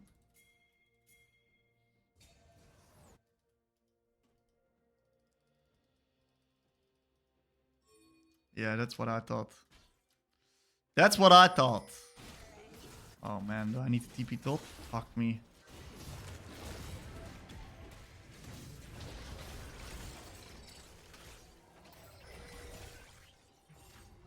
Seems the Olaf is going to be a bit of a problem. Well, we lose bot turret for it. And wave. I am especially sad about the wave, but I couldn't really do anything on bot anyway, because the Nocturne was there. So...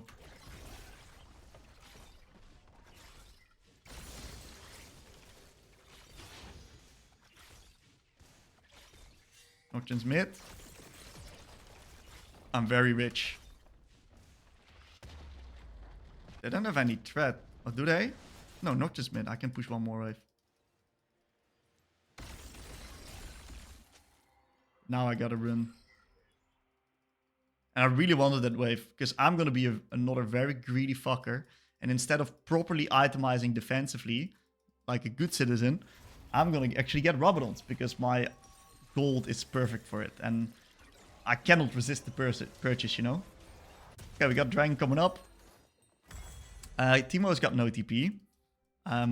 We got 50 seconds. I don't have TP. I don't want to give Olaf the top turret. I'm going to do something very risky. And I'm going to try to get one top lane wave and then move to Dragon. So I don't give him tier 2 access. I hope I don't get dove in the meantime.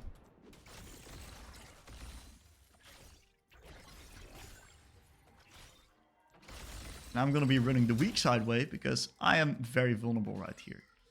So now I'm going to move towards Dragon. Try to still be first. Right? The earlier we're there at the objective, the better. Oh, we need to get Pry on this mid lane. Ashe, where are we going? Ashe, come on, Ashe. We need to get Pry on the wave, brother.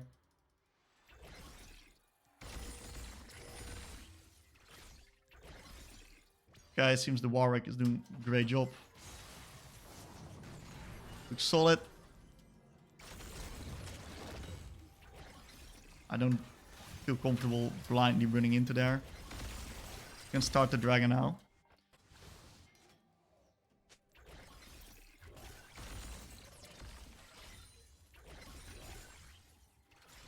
Very good. Unfortunately, our Teemo died. Shaka's 1 HP. Can move to the fight here. Killed the Olaf. Hey, Kai'Sa jumped in. Killed Kai'Sa. Killed a Nocturne. I wish I had Dark Shield this game, actually.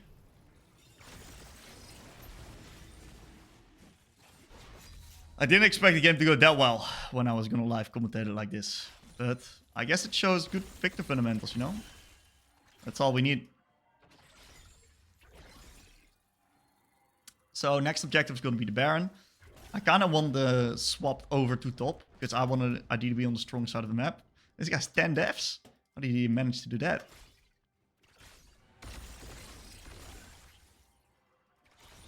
Okay, very good. He did spot Shaco bot side. So I pushed bot lane wave really deep. I cannot continue because I'll get myself killed. Pushed bot lane really deep. I'm going to nicely take a reset right here. Need to get defensive. I do think that stopwatch Zonias is going to be the strongest item for me to buy. Why not? Whatever, I'll just get a Dark Seal. Whatever. I'll just get a Dark Seal. My item purchases, my resets were so good that I never really had a chance to buy it. So we'll open up top side and we could potentially like force a play here. Use this Baron as a little bit of a magnet. Speeding up myself with Q. I don't really want to be matching off against the Olaf in the side. So we can potentially look for a little bit of a... Yeah, they're going to run into us here. This is going to be super free. Oh my fucking god. Oh my god, that's the fake Shaco. Oh my god, my team just got bamboozled. Alright, let's start it now. They used a lot here. Let's go. I spot the Nocturne there, I think. I think Nocturne's maybe there. He is.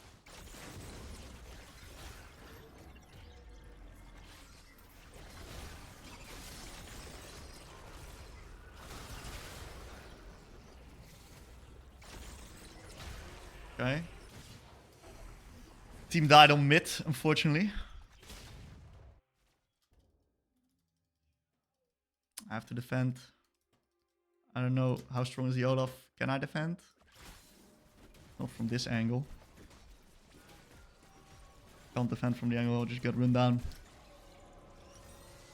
I'm kind of regretting my Dark Seal purchase now. Could get it needlessly for it. This is what it is. I got no R. I suppose Olaf has no R as well.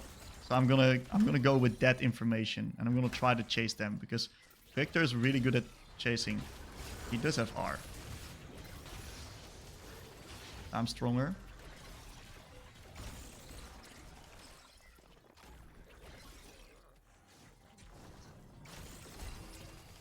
I'm not flashing. I'm not flashing. Whoa! He just crossed the screen. ITP. We got a nice soul wink on as well. So we're not in a hurry. I'll TP top. Be efficient. Get top lane wave in. Because this is a lot of minions that we're bleeding right here with this slow push wave. So I'm going to be helping my team. The enemy's threat is really low onto me right now. And I just don't want to steal the Baron. I would love to get an extra wave in for efficiency, right? Because what's going to happen is that... Oh, he's dead now.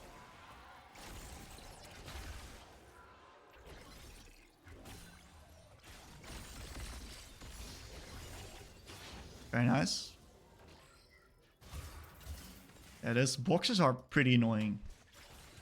I know what a Nocturne is. Did he give up? Probably he's farming just bot sides. I've got Zonias. I'm feeling confident I can play. Okay. Let's back off right now. Let's play bot. We got Dragon coming up in 120, so we always can return towards Dragon. We can siege tier 2, then return towards Dragon. It did seem like he... Oh, hey guys. I think it was Shaco. We need to get Pry on mid. Love to like keep lingering around here. We need to play here. Yeah, my bad. I'm too late on mid wave. This is on me.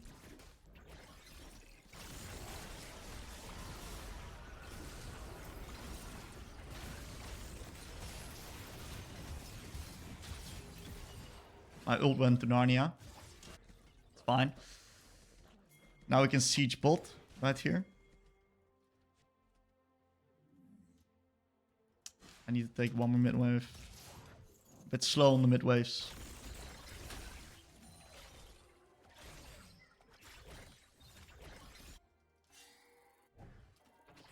It's fine. We can now play into bot here.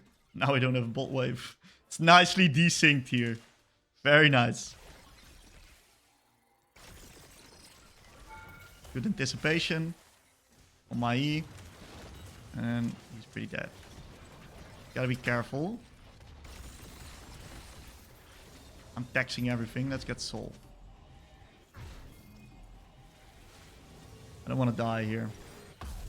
I can sell my Dark Shield or get Magi's. I'll just get Magi's. I like move speed. Why not? And the good thing is that we kept nicely 10 CS per minute in the meantime as well. So...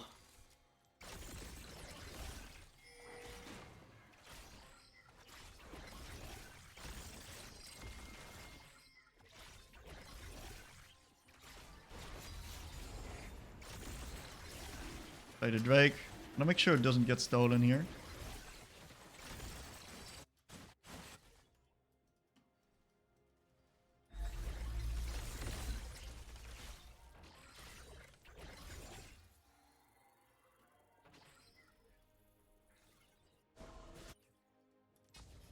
Gotta make sure I don't die. I've got Zonias. I better not be on vision. I think they're engaging on other people. Yep. Yeah, I feel confident continuing here. I'm a little bit split up from the boys, but... got Hextech Soul. I got so much kite in my kit.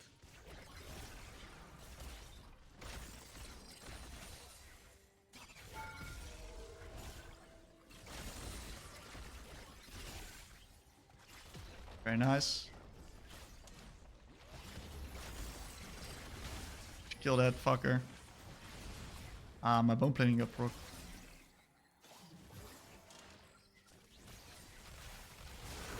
Really high value E right there. Kill the Olaf coming in. Oh shit, R. He's gonna try the army.